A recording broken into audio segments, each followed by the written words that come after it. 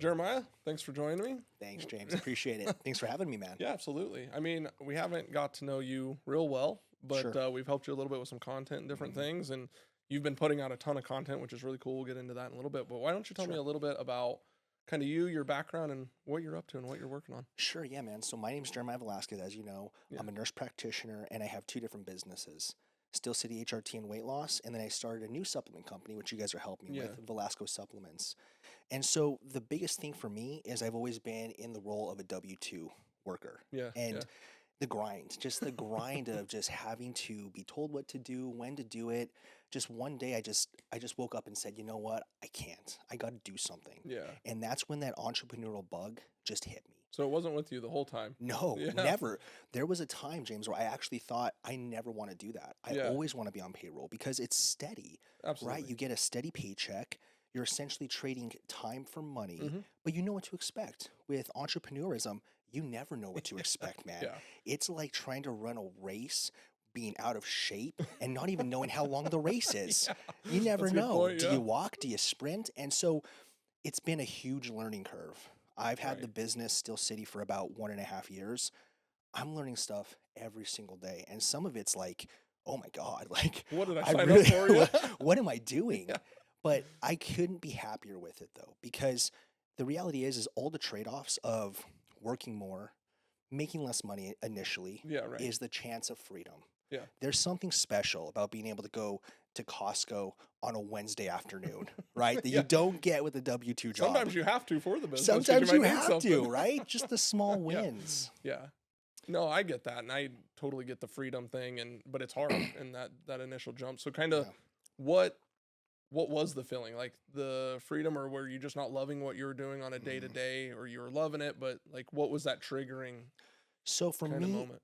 specifically, being in the medical field, Yeah. the biggest driver was the lack of being able to help people the way I wanted to, right? I went to school for a long period of time to be able to do a specific task, but now we have these barriers, which we call insurance, that tell us how to dictate treatment, Mm-hmm. which really, really bugged me. I think that anger was probably the main emotion Right. that I Okay. had. Yeah. And it was just the fact that I want to practice a specific way, the way that I've been trained, but I can't do it.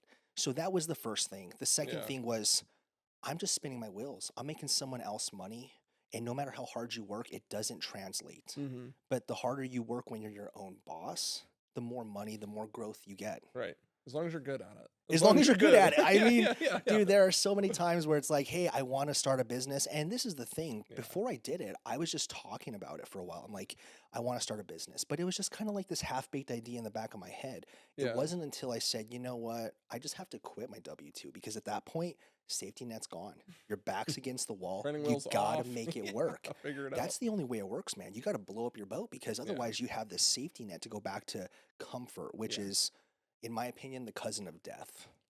Yeah, no, I think that was a big thing for me, right? Is everybody's like, "Oh, you got a great job and you got Mhm. benefits," and Yep. and I took a huge pay cut. I lost benefits, and I was Ugh. like, "But let's figure it out." But they always said like, "Why, like, is that okay with you?" And I said, "Because I was a good employee, so I could always go back and do that again."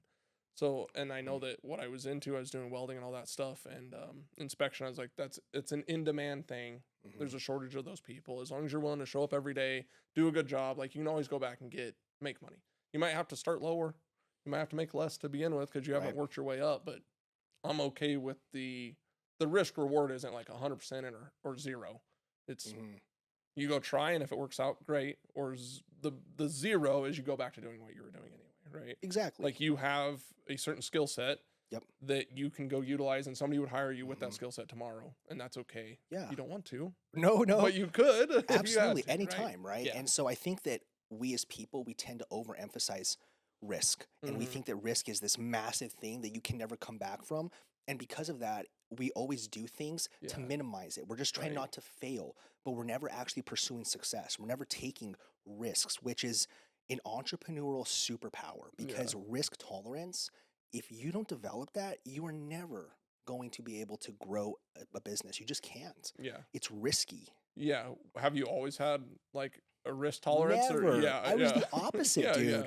I was like, play it safe, right? I'm the guy that has a Like, don't 401k. gamble. Like, Don't yeah, gamble. I'm like, dude, I don't even like to drive. I don't want to get in a car accident, right? And so yeah, just the day and night shift, right? And yeah, now, I mean, I crazy. still don't want to get in a car accident, but the reality is you have to take risks, and Hmm. sometimes they don't pay off, and you have to Yeah, say, at the end of the day, no matter what happens, I have faith in myself that I'll fix it. And I tell my wife this all the time, because when I first started, she was really nervous. She's like, "Are you sure about this?" Because I had a really good paying job. I mm, had a potential to get a pension. I had a lot of good things, and I was like, I'm so positive, because let's say all of this goes belly up. I'm never going to go back to a W-2 job. I'll say that right now. But I'll start a taco truck. I'll yeah. do Do something. something. I will Yeah, do something, but the freedom for me is so much more important than any amount of money, yeah, because you can't buy your freedom. You can't buy time. And I'm tired of trading it for money. yeah. There's some sort of saying like, right, entrepreneur, the only time you'll work 100 hours, so you don't have to work Mm. 40. Yeah, You exactly. know? And that's the Yeah. truest statement. Being able to actually have say in what you do with your day. Like, Hmm. granted, if you're driven, like I still wake up super early. I get up at like 2:15 in the morning so I can go to the gym, get Wow, all my that's stuff crazy. done, and I go to bed early. I'm very routine still. It's like I Yeah. never even left my W-2. I had to do it originally because you had to clock in, but I'm still very routine because I Yeah. take it seriously, because I know that the only way the business is going to fail if I fail it. The business never fails anyone. You fail the Yeah. business. Yeah. And I look at business like it's a third person or a fifth person or a second person or whatever. Like with Mhm. April and I owning it, it's three of us. It's her, Yep. me, and the business. Like it makes Yep. decisions. You have to live up to it. You have to treat it right. You have to, do those things It's like your you baby, said. James. It's Yeah. your baby, dude. Yeah. Yeah. There's a whole nother person there, even though it doesn't say anything, but like Yeah. you can wreck it just the same. So it's, it's interesting. So tell me a little bit about waking up at that early in the Yeah. morning. So I want that so bad. I like want to wake up. I want to go work out. Yeah. I talk to different people and different Yeah. business owners about that. And like some people are like, I get up, I eat breakfast, I do a cold plunge. And then like me, 30 minutes out, I'm getting ready and I'm going into the business Yeah. because we start at 7, but then I'll be here until 8 or 9 working on content or doing Mhm. whatever. So it's hard to like shift Yeah. that. So you said you've kind of It always is done hard. that, but Yeah. The secret, just do it. yeah. And that's like, well, what do you mean? Because this is the reality, right? Motivation, a lot of people say, hey, stay motivated. Yeah. Motivation's the driving factor. Motivation's a lie, dude. Motivation's a fleeting thought, because the reality is consistency. There are Right. going to be times where you wake up and it's cold, you're tired, you don't want to do something. Motivation's nowhere to be found. Yeah. You still got to do it. And that's just not working out. That's a business stuff. That's everything. Yeah. And so I wake up in the morning. I don't want to. I never get up in the morning and I'm like, oh, thank God, I Oh, got to I'm wake up today so excited and right go now. go Yeah. to the gym at 2:15. Never that happen. I wake up and I'm like, damn, I really wish I could go to bed, but Just another 45 minutes. but then I Yeah. think about it. I think, well, how many other people right now are sleeping? How many other people are up right now? Yeah. How many other people would be in this decision right now and they would say, I'm going to go back to bed? Mm-mm. And that's what makes me say, that's exactly why I'm not going to go back to bed. That's exactly why I'm Like going I'm to up keep before doing the it. competition. I'm That's up the before way the it others. works. Yeah. You got to do things that others aren't willing For to. sure. And if you're consistent, that compounds, because everything you want, all of your dreams and your goals, they're on the other side of hard. Mhm. And so if things aren't hard, you need to reevaluate what you're doing, Yeah. Yeah, I agree. That's what I've kind of looked at is the more consistently you put in those extra hours. If you do Mhm. 40, I do 60. In Yep. a couple more weeks, I put in a whole nother week, right? So if Totally. you're willing to do that and Yep. they're not, that's where they'll never catch you. And that's what I've always said. Like somebody that could be good at Mhm. entrepreneurship would be somebody that, like you said, you're a great employee, you're crushing it. You just needed that other thing, right? And it wasn't Right. paying you back the way that it was. But Not at you're all. also probably willing, you were putting in extra effort Mhm. over and beyond what like a typical 40 would, right? Like Oh, you're totally. bought in way deeper. So Yep. if you're doing your 40 and you're doing an extra 10 for free, or you're Mhm. doing that extra thing, or you're just Yep. bought in, then maybe it'll work out for you. But if the moment you can clock out, you don't care anymore about it, Nope. then entrepreneurship might not work out the best for you, right? Exactly. There's no clocking Like, out, dude. There's no yeah. clocking out. There are times where like 12 o'clock at midnight, you wake up and think, oh shit, did I forget to do this? Yeah, Or grab the shit, laptop. you get this idea. You're like, I need to go write this down, or I Yeah. need to go do this. That's happened plenty of times, and it will happen many more. Yeah. But one thing I will caveat that is I don't want people to think that basically effort is going to replace efficiency, because you can be working tons and tons and Yeah, tons and absolutely. spinning your wheels without getting anything done. You really need to be as efficient as possible. And I think that's really where the entrepreneurism really separates. Yeah. And for me, a great example is I was spinning my wheels with social media, Yeah. right? I'm not a social media expert. I was pretending to be one, and I'm sacrificing all these other tasks, these income generation tasks. And I came to the conclusion of be a smart entrepreneur, Yeah. hand this off to someone that's better at it. Yeah, You know what I sure. mean? That's just the way it works. You have to know It's when like to do that. evolving, And right? it's hard not to, because you want to do everything. You're like, well, I can do it. You probably shouldn't, though. But you see the value, you did enough of it to know there's value in it. So then, like, we don't have to have a conversation of Yeah. how valuable is it to the business or the Sure. brand or the whatever. So you're like, no, I did it. I like it kind of like this, but I'd like to see Mhm. what, and then obviously more minds and more creatives are better than one, because Yeah. things happen better that way too, right? little With bit- everything in the business. Everything, Yeah. but a little bit different than that. I realized that the value was so high Yeah. that I was jeopardizing it. I was the bottleneck to how Mhm. valuable it could be. And that's when I realized, if I really want to take advantage of this amazingly powerful tool, I need to put it into the right hands, Yeah, because sure. in my hands, I can only do so much. But if I put this into someone's hands who can actually turn this into something amazing, Yeah. that's when you see benefit. Got it. Yeah. No, that's super interesting take. And I think you're right. And I just like made a video about this, that like understanding the value of Facebook ads or content for, the right people is billions of dollars. And for the Yeah. wrong persons, it's zero, because they're not doing it right. Yep. But every business can make it work for them. I mean, I've only found very few like industries that it's like, okay, but it'd still be, but then Mhm. they're like, oh, but we can't find people. Oh, we can't find this. Okay, then do that. Put out good content to attract the bottleneck. Maybe it's not sales. Maybe you're good. Maybe you have government contracts and you live off those, and they're not going to come from social media. So be it. But can the people that you need to help you in the business come from watching your content, realizing you have a great business, a great ecosystem, culture, whatever in the business? Yep. Sure. So it's kind of funny how people are like, nope, it'll never work for me. And I'm like, well, it It'll work for, could. We it just can work have to for like, anyone. we have to go at it a different way. Or Yeah. like the personal brand is, I think we were talking about this last time you were Mhm. here. And I think building a personal brand is going to be so important in the future. Is if you're the CEO of XYZ company, how important is it to have a personal brand in case you need to transfer or build your own thing or do whatever? Right. How important is it for that company CEO to have a personal brand, but then for you personally, if it ever changes, how, like, it's a dual, If it goes belly up, importance. dude, no one Yeah. knows who you are. Yeah. Yo, you did the What do you greatest do? thing. I built all this stuff. Like, it looks good on a resume, but it's Yeah. also cool. Like, if people know who you are and something happens, then they're like, that dude's available or that girl's available now.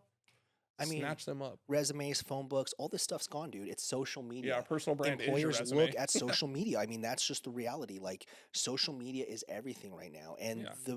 the interesting thing about it is you get to put out there what you want, right? You get to put Yeah. out the image of who you want to be. Absolutely. And so I always say be cautious with that. Put out an image you want to be. And I mean, I'm not saying that's fake. You shouldn't, if you're an asshole, I would not be an asshole on your social media. Be the Yeah. nicest guy in the world. Yeah. But the reality is use that powerful tool the right way. And I see Mhm. some people just use it for like almost like a venting platform. And I've seen so many Yeah. people, especially in the healthcare field, get bit in the ass by that, because people see this. Yeah. You're doing something unprofessional on social media and you're in a professional field, it's going to come and bite you in the butt. Yeah. So some of the stuff that you talk about, like, there's some positive and negatives to it, right? Mhm. Like, depending on the person, like, it's the best Sure. thing ever, and depending on the other person, they're like, Yeah. I'd never do that type of stuff, right? Yeah. So what do you think, like, when you're thinking about putting out content, as far as like, what do I want them to know, right? I mean, obviously Yeah. you're trying to educate quite a bit, right? Yeah. So what's interesting is before the business, I didn't have social media. I didn't Yeah. have a personal Oh, social crazy. media. I was one of those nomads that was Yeah, like, yeah. I have my phone and that's it. That was my view on social media initially. Okay. Now being in social Yeah. media, I love it. I enjoy it. I truly Yeah, enjoy sure. it for more than just getting leads. But for the business, the main things are Yeah. education. I want to use it as a platform to educate as many people as I can. Right. As a Yeah. business owner, I want to use it for lead generation. I want to potentially get people to go see my website, see my services, see that these exist, and eventually contact me. That's Mhm. the goal as a business. But on a personal level, I like social media and being able to connect with people that are so far away, I'll never be able to see them. I want to Yeah. be able to kind of stay updated on some important events and, my friends and my family's lives. I learn a lot of cool Staying things on connected, social yeah. media. I learn a lot of cool things on social media. Yeah. Depending on what you look for, like in TikTok, Instagram, like there is some good stuff out there. So in your industry specifically, Yeah. there's a lot of crazy like information and Always. like all these different things that are coming up, right? And all this Mhm. new technology, and either in like the injectable side or like even the pill. Yeah. I'm not going to use the correct terms, but you know what I Yeah. mean, like those types of things. What's your thought? It's such an emerging, with the testosterone and some of that stuff's been around a long time, but like the GLP Peptides. ones and the Yeah. peptides and stuff like that, like Yeah. that's like a whole new thing, Wild right? West, Like, James. Wild yeah, West, man. I mean, it's crazy. the reality is anyone can make these peptides. You can make these peptides in your basement, in your bathroom, and you can go ahead and start selling these, right? Yeah, You it's can crazy. educate people. There's no fact checking, right? There's no one on TikTok or social media of any kind saying, is this a true statement? Is this an accurate statement, Right. right? And that's really where I caution anyone who uses those platforms for education content. Sure. Do your own research. It couldn't be easier. Google it. Chat GPT, dude. I mean, if you're not doing your own research, it's just for laziness. But anyone can put any misinformation out there that they want. Yeah. So I think you got to use it with, a side of caution Kind when you of use it. gather it, right? And then like make Gather your it. own decision off of like multiple sources, not just like I saw this one video. Exactly. Yeah. Make an informed decision based off multiple different sources and come to your own conclusion. Yeah. But what I'll say about peptides is my personal experience, I love peptides. I Yeah. think they're fantastic, but you're going to see two different camps online. You're going to see Camp A, which loves them and says they're miracles and there's nothing that can ever go wrong with them. Camp B that says they're the worst thing ever. You're going to get cancer and die. Mm-hmm. And trying to navigate between those two extremes for just anyone who's interested is scary Yeah. because you're seeing either A or B. You're never getting the middle of the road. Yeah. And so I try to provide that. I try to provide unbiased, just truthful, based off the literature, based off my personal experience, which honestly is sometimes even more valuable Mm-hmm. than research, studies, literature. I think we get way too caught up in that, Mm-hmm. especially Yeah, in the for sure. medical community. Yeah. It's too much. They try to make it very black and white, but then at the same time, not one medication fits everybody, right? Type of No, a thing. That's why never. there's gazillions of medications. So Tons, dude. And everyone's different. Everyone's going to respond different. Everyone has a different view or opinion on it. Everyone Yeah. has a different risk tolerance for these things. yeah, But at the end of the day, I think that as a consumer, as a patient, as a human, as long as we're making informed decisions, we should be able to do what we want to do. Doesn't mean you should. Like, could you put your hand in a blender? Well, sure, but should you? Probably not. You know, Yeah. you can though. No one's Yeah. stopping you. most of the time, 99% of the time, it's not going to fix your hand, but maybe you get lucky and it fixes something that's wrong knows, with it, man? right? Like, yeah. Yeah, maybe you're superhuman. Who knows? Yeah, right. Yeah, you find out that you can self-heal after that. or Yeah. something. yeah. Yeah. That's crazy. So what's gotten you into kind of doing more of the peptide stuff and offering those? I love them personally. I use them and I love them and I have fantastic results personally. I've seen people have great results with them. It's the hottest thing right now. Right. If for anyone that's listening that's in my industry, which is, kind of like a med spa kind of HRT clinic, Yeah. it's not going to be sustainable long term. I think eventually these are going to get regulated and they're going to become cost prohibitive and there's going to be a lot of issues. So right now that we're in this gray zone, this Wild West, I love it. I thrive in this because fact of the matter is, there is no right answer. People say, well, does it cause cancer? We don't know. How long can I be on this? We don't know. Yeah, people didn't think We asbestos don't did until know. it did. Yeah, exactly. We just don't know about this. I Yeah. mean, Tylenol, dude. Tylenol, they Right. just said, guess what, guys? This pill you've been taking for 40 years causes autism. I laugh at that, dude. I mean, I don't know how true that is at all, but I find it funny. That's Which the is kind of crazy, shit we right? deal with, Yeah. right? Like, who would have thought? They're saying, oh, yeah, all the water you're drinking, this treated water, has too much fluoride. It's like, oh my, well, how am I supposed to know that? How was I supposed to Stop know that drinking water. 20 you years need to ago, drink water dude? every I day. know. Like, what's the solution?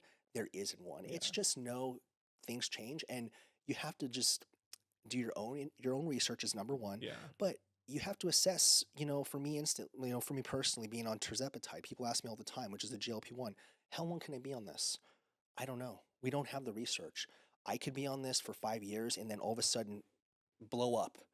combust. I don't know. Yeah. We just don't know. Based But on what you think and how your body feels, though, you I'm think it's willing to better do for it. you. I love it. I feel so good on it. That's Yeah. fine. If I blow up in 5 years, I blow up in 5 years. But the 5 years will be good. Good 5 years It's until great then. 5 years, So yeah. yeah. You're just betting odds on that side I'm of it, betting right? odds on it, You dude. bet that you could make it work as a business That's owner, and you're like, I'm everything. betting that I think this can make. It's really crazy because I have some friends that one specifically that does all the different methylene blue, and you got to do Yeah, good this, stuff. and like he like does a nicotine patch because it's better for Yeah. your immune system, and just Sure. not for any of the normal reasons, right? But for all the beneficial reasons Mhm. of stuff. And I listen to them and I talk to them and Yeah. I tried some stuff. Not I'm like a don't put random stuff in my body type of person. Oh, yeah, that's So no fun. yeah, so I'm like maybe a little bit here or there Yeah. if I feel really crappy or sick. Sure. This will make you feel better. I'm like, oh well, maybe we'll try it or whatever. We'll see. So It's all risk, Yeah. man. Anytime you get in your car, risk. Anytime you get on a plane, risk. Anytime you just exist, there's risk, dude. We could Yeah. be having this podcast and a plane crashes into this Yeah. building. We don't know. the odds It's all the super risk. low. I was just in the car, But highest never odds zero. of something happening. Exactly, right? Yeah. Until it happens one time, and now there's an odds Exactly, against dude. it, right? You just never know. Yeah, that's crazy. Mhm. So how long have you been kind of using like peptides and like the Oh GLP-1 man. stuff? So since I started the clinic, Yeah. funny story, I'll actually talk about testosterone here for a sec. When I started Yeah. the clinic, I wasn't on testosterone yet, right? I've always wanted to get on it. I've always wanted to be on it, but I've never had a great avenue to get on it because if you've actually gone through the process through your primary care Mhm. provider to talk about low testosterone as a male, a Yeah. young male, it's almost impossible. It's pulling teeth. So I was like, I know there's a need. That's why I started the clinic. Gotcha. Now, I started the clinic and started treating men with testosterone before I was on it. And it was always a battle I had in the back of my mind like, should I get on it? Am I too young? I was 34 at the time. Do I really need it? And so, what really opened my eyes is I had a patient. He was in his mid 20s, entrepreneurial minded individual, amazing individual. He came in one day. He'd been on testosterone for about 3 months. Mhm. He said, Jeremiah, this has been absolutely life changing. He said, I did not know I had brain fog until it was gone. And he was actually able to scale his business to 7 figures. And so, we can't say it was the testosterone that did it, but he said that actually gave him such an advantage, such Yeah. a mental advantage. And at that point, I was like, it's done. Fuck it. I got to keep up, dude. I'm like, you know what? The reality is, I don't want to look back in 20, 30 years and say, what did I leave on the table? I want to say, let's do it now. Let's get it going. And I can, honestly, I've been on it for about a year and a half. It has been a life changer. I mean, huge benefits, huge changes. Yeah. Same thing with the peptides. When I see a new peptide, I try it before I start prescribing it because Sure. I want to know, what does it feel like? How does it work? I mean, I feel comfortable with that. I feel comfortable with the way it's going to affect me. I feel like I'm Mhm. a reasonable individual and I get benefit from it. If I don't, I'm very transparent. Hey, I tried this and I didn't get much benefit Didn't from work it. for You me. might. Yeah, it might work for Yeah, you, but it wasn't.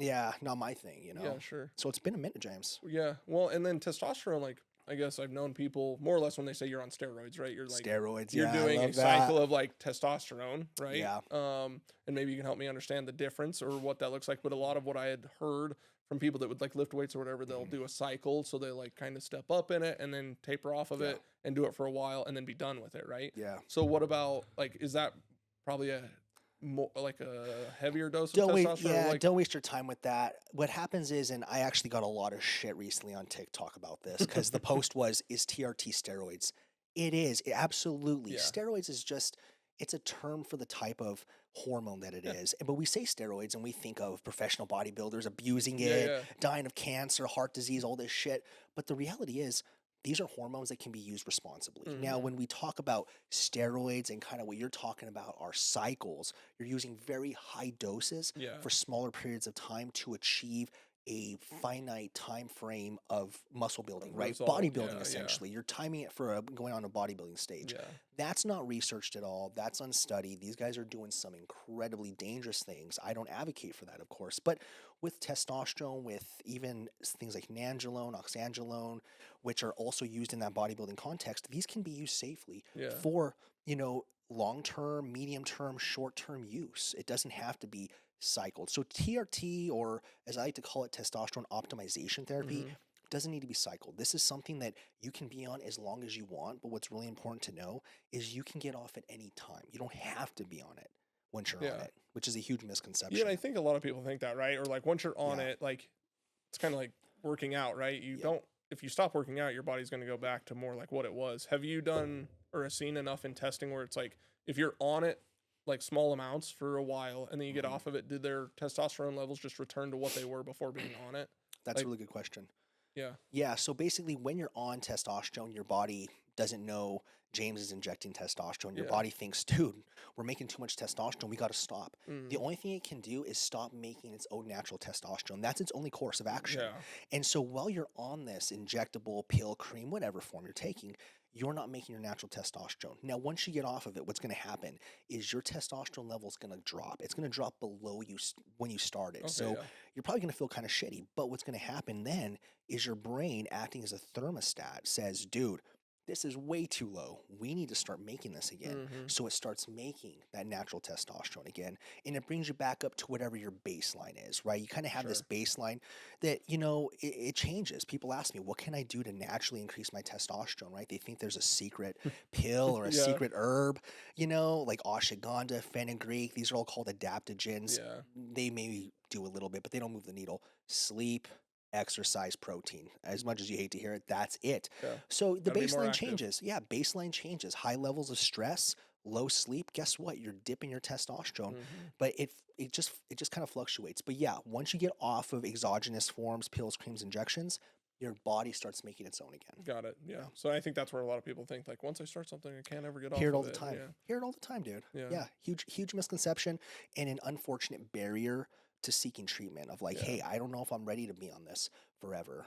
Well, good news, you don't have to be. yeah, Now, there are specific considerations, especially for younger men and fertility, that you have to have a sure, one-on-one discussion with. And so, am I an advocate to say everyone needs testosterone? No, I don't think so, and I don't think everyone should be on testosterone. I yeah, think a very specific person should be on testosterone, and I think that person is the one that understands why they're doing it. I want someone to be educated, informed already, and knowing, why do I want this? Why do I want this tool? Because if you think testosterone is going to solve all the problems in your life, you are going to be disappointed yeah, and you're going to be out some money. So you want to have a goal of what optimization is for you, and mm-hmm, preferably have some steps already in place. If your goal is like, hey, I want to get in better shape, at least get a gym membership. Start going before you even consider it. yeah. Clean See up how the you feel diet a then, little yeah. bit, right? Develop some habits beforehand. So when you add such a powerful tool, it's augmenting it, because it's Mhm. not a map. It's not going to tell you where to go or even how to get there. Yeah. It's like adding a media team to your social media, right? You Yeah, supercharge it. Yeah. No, exactly, dude. no, that's super interesting way to look at it because talking to people or Yeah, just learning about stuff. So I mean, it's kind of the way when you're talking about. I'm like, so would you rather drink an energy drink every day because you need a little yeah, bit more energy or whatever, or would yeah, you rather do a little bit of like testosterone or that type of yeah. therapy? So it's like Or both. or both, yeah. If you really need it, right? Really a down day. But I think, right, like people think about what they're putting into their body, Yeah, and like you said, it's the wild, wild west. But what's really worse or not as bad, or like pick and choose, right? Like, what are you yeah. going to put into your body? Is one really You bad or know, worse than the other? Hard to say until you know what your body does with it. I don't think a lot of people really think about it much. Like Yeah, I've had people who've said, "Oh man, testosterone's so bad for you. It's so dangerous. I would never put something like that in my body." And then I see them just roll through McDonald's real quick for their, quarter pounder with cheese, and it's like, double cheese, extra large fry. man, I don't know what to tell. I don't know what to say. But once again, everyone's gonna have an opinion, right? Yeah, Good, bad. I try to lay the facts out and let you come to a conclusion, sure. but there's no perfect answer for everyone. Yeah, You I know, think that's the wild, wild west part of that's it, the right? Wild West, dude. But even that, like even stuff that's proven, gone through Mhm. testing and all that stuff, like Yeah, it's great for some people and it's terrible for others. So absolutely. I think being self-aware is probably like one of the biggest things. If you're Huge. going to try something, Yeah. do you feel better overall? Is it, and chances are you'll be better in ways and worse in ways. It's just, are you willing Trade to off. take the better for Totally. the little worse or whatever? Absolutely. Yeah. If I get a guy that comes in and he's on a bunch of medications for high cholesterol, diabetes, high blood pressure, he's overweight, obstructive sleep apnea, and he says, "Look, man, I want to get on testosterone Yeah. because I want to clean up my life. I want to get off these medications. I want to lose some weight."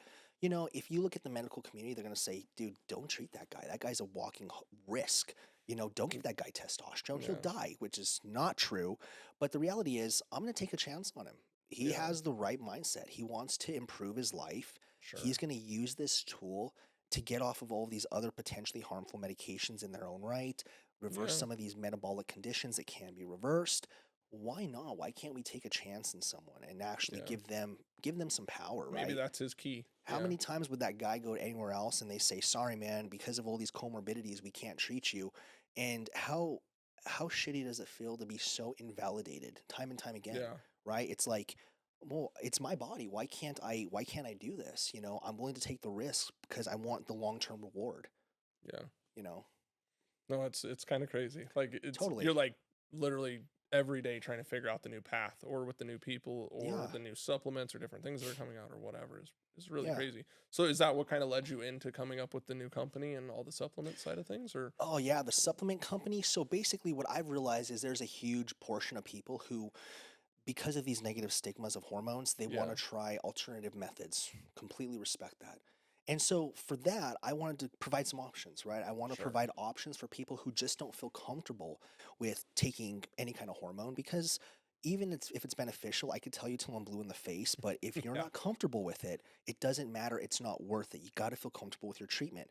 So let's do some supplements, right? Okay. Let's do some supplements that are going to help at least try to move that needle a little bit Mhm. to at least get you on the right track, right? That way you can start stacking these habits, you can start feeling better, and then maybe you'll reconsider at some point. Who knows? Because supplements are never going to be hormones, and hormones are never going to be supplements. Right. They're two different things, but it's something in the middle ground that Mhm. can be accessible to anyone. You don't need a prescription for it, right? You can get this online over the counter, so it's easily accessible, which is huge because we've already removed 90% of the barriers that are there for anything else. Got it. So what's that been like? Like from like a tactical, like I'm gonna create this line to actually having products. Like what's Yeah, that journey been like? it's been a journey that I was not didn't fully understand, right? Yeah. Because when we're talking supplements, now we're talking the FDA is going to get involved. So Yeah. first thing I had to do was get a compliance manager. Never had one before. I had to hire a compliance What is manager. that? Yeah, Yeah. what is that? To make sure that, hey, you know what? The claims you're saying are true, right? You're not saying this is a miracle supplement. They look at all the research. They miracle do all water. the boring, yeah, they do all the boring shit I don't want to do. And then, you know, Yeah. we come up with formulas, right? Okay. What are the formulas that I would take, right? Like a lot of people say, well, how did you know to come up with these? Because this is stuff that I've taken. This is stuff that I can attest to benefits of. Mhm. This is stuff that, of course, there's tons of literature, but I don't bore people with that because who cares about the literature? We want effect. If we're not going to get effect, I don't care what the literature says. Yeah. These are things I can attest for. So that's what really helped me decide these. Super simple. I worked with a manufacturer to make these supplements, these Mhm. branded supplements, and now we're just distributing them, which is the hardest part is getting awareness. Like, hey guys, we're out here because supplement companies, dude, it is so saturated out there, right? Yeah. How do you know which supplement company to go with? You don't. And so really trying to differentiate has been the biggest challenge Mhm. because I really want to come from a point of safety, authority as being a medical professional. I want people to trust me. I want people to know that I have their best interest at heart, and that's why these are here. Right. And so really trying to portray that in any kind of marketing, well, it's impossible to do other than social media. Yeah. Yeah, and you just got to keep trying, right? Like different, and that's Got what to. we're going to do is try different creatives, different ways of talking about it, Yeah. different ways of running ads around it, different, Yeah. different options or What do they value respond props or best to? whatever. Yeah. Yeah. Some people like reels. What Some triggers people it? like static posts. I mean, it's infinite, man. Yeah. But Infinite. you just have to keep trying. You know it'll work, so we just got to keep working on it until we see and you'll get results. It just might not be the best results, and then we just that worked though. Mhm. Make it better, better, better, better, better. Right? You just It's an investment, and that's the Yeah. thing. You're planting a seed right now, and it's going to grow into a tree. But you still Yeah. have to water it. It has to get sun. It has to get nutrients. Yeah. But that, you may not see those benefits for a year down the road. It may Yeah. be 2 years, but you're planting the seed because our social media footprint's there. It's never going away. Like stuff you put online, guys, it's there forever. Know that, good or bad. Good or bad, yeah. It's there It forever. can make or break you. So Yeah. that's what we were talking about too the other day when we were sitting down was, branding. You've built a brand, you've built a following, but how do we lean into it better but also make the supplement stand on its own. And it's Right. going to be a little bit of a challenge, but I Right. think we got a good path on how we're going to proceed. And Yeah, it's tricky after it. because I'm a very disorganized guy, and I have these, I I have entrepreneur syndrome where I see a shiny Shiny object and I oh, yeah. run right to it. So I'm trying all these different things at once, and some of them are half baked, and some are like, oh, that's a damn good idea. Let's Yeah. double down on that. But that's where I need clarity, and that's where it's okay to have help, right? Yeah. You guys are helping me because I don't have the clarity. I don't know what this message needs to look like. As the visionary, I kind of have an idea of where I want this to go, but I don't know how to get there. Yeah. That's where you need to realize as an entrepreneur, a smart entrepreneur, I need help. I can't do this by myself. And Yeah. if I just try to, I'm never going to move from this spot. Well, and when you double, like you have, it's not like Steel City went away and like it's just Yeah, the supplements now. right. So like, I got twice the work to do. So now I really got to. I got 2 balance babies this, now. yeah. Yeah. I know, dude. and if they're both whining, it gets to be a Oh. real big mess, right? So I know. Can I ask you a question, James? yeah, sure. So, how long have you been running High Speed Media? High Speed Media is going to be 5 years in March. 5 years. Okay. Yeah. What would you say is the hardest thing that you've learned as an entrepreneur? The hardest thing I've learned. Let me think. Usually I'm the one asking the question, so I might take. I know some guys like to. No, I swap like it. I around, like it. I like dude. it. So probably, I know it's kind of general, but it'd be like building the business. I always thought like entrepreneur. I've always had products like other than like I was in high school building things and trying to sell them on the internet. Like I've Mhm. always been entrepreneurial mindset. But I think no matter what you do, we've never been through like this is how you build a business. Sure. Like you got the idea, you want to do the service, the product, the whatever, but it's all the little things in business. Setting up the tax stuff, the logistics, the making sure you're compliant with Boring the state, stuff. all the boring stuff, right? And then you get into the little bit more, but even more boring, but this part is so important, is probably the hiring and like interviewing process when you start to scale and hire employees, is figuring out how to ask questions, figuring out what that question means on the response, or if there's a follow-up question needed. Yeah. Because you're like, oh, that person could be great. And then you're like, no, we missed the mark on that, or whatever. Mhm. And then, or you ask that follow-up question, you're like, man, if I would have not done that, I would have been off. So I think just in general, like entrepreneurship is hard, building a business is hard, scaling it. And that's why now I'm at the point 5 years later that if somebody started to be a competitor tomorrow, I'm like, you got 5 years to catch up. Like it's okay. Oh, yeah. Like it's Yeah. there's so much work involved to like get it there. And then this Mhm. is where I've been learning. Like we get emails all the time. You want to sell, you want to sell, you want to sell. And a lot of it's brokers. Like they want you Yeah. to say yes. They'll give Yeah. you an evaluation, then they'll try to sell it to somebody. But I'm like, I understand why everybody goes and buys businesses now. Yep. Because the Venture first like capitalist. 3 to 5 years is the grind. It's the 7, 8 at night having a dinner with a potential client. It's going somewhere on a Sunday. There's no brand. There's no push behind it. You have to literally like just carry the thing on your back. The make or break, dude. And yeah, and you just like, Yeah. you have to force it. You have to beat it to work. And you just have to say yes all the time if you want to be successful, if you want it to work. You have to do some things at the beginning of a business that you'd never do Yeah. later. I can't tell you how much free time I gave, free advice, free consults I gave just trying to build a client base. But that first 5 years is huge because that first 5 years, that's going to be the make or break for a small business. So many small businesses go under within that first 5 years because you start to think, you get seeds of doubt like, am I always going to be working this hard? Like, can I do this for 30 years? Can I do this for 40 years? And that's when you start to let that self-doubt really kind of drive your decisions and you say, I'm going back to a W-2. I'm not made for this, which is so wrong. Anyone can do it if you're willing to accept. For 5 years, expect at least 5 years of grinding your ass off. Yeah, and then that's where it's like, it's my baby. I don't want it to go nowhere. I won't sell it. Or also like for the companies that ever sell one day, like you got to be way down the road. And I think so many people I've talked to and like, oh, I want to build a business and have employees. I'm like, but do you? Yeah. But do you? Like it sounds good and it looks good when everything's good. But like also at a moment's notice or a drop of a dime, like you may have to do anything, whether you love it or not. Yep. And is that okay? And if you're looking for I want to do that so I don't have to work every day, like you're going into it for 100% the wrong reason. Absolutely. I see people get franchises all the time thinking, oh yeah, this is already turnkey, man. I just get to sit at home and collect a paycheck. Well, guess what? That guy realizes real soon. Guess what? I'm going in there to make those Subway sandwiches because so-and-so called off. Or So I have a whatever. follow-up question for you with the hiring process, because you bring up a really good point, and this is from what I've experienced, a huge turning point from being a worker is Mm-hmm. in your business being a job to it actually being a business.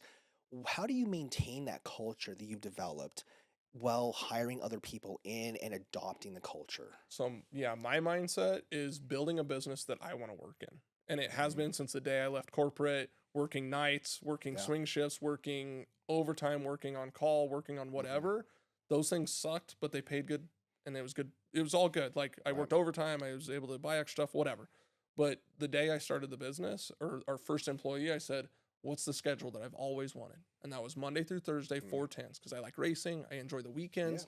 And I had to give up so many weekends in that corporate setting, and it bugged me. Every Saturday I went in, bugged me. Every Sunday I was there, bugged Mm. me.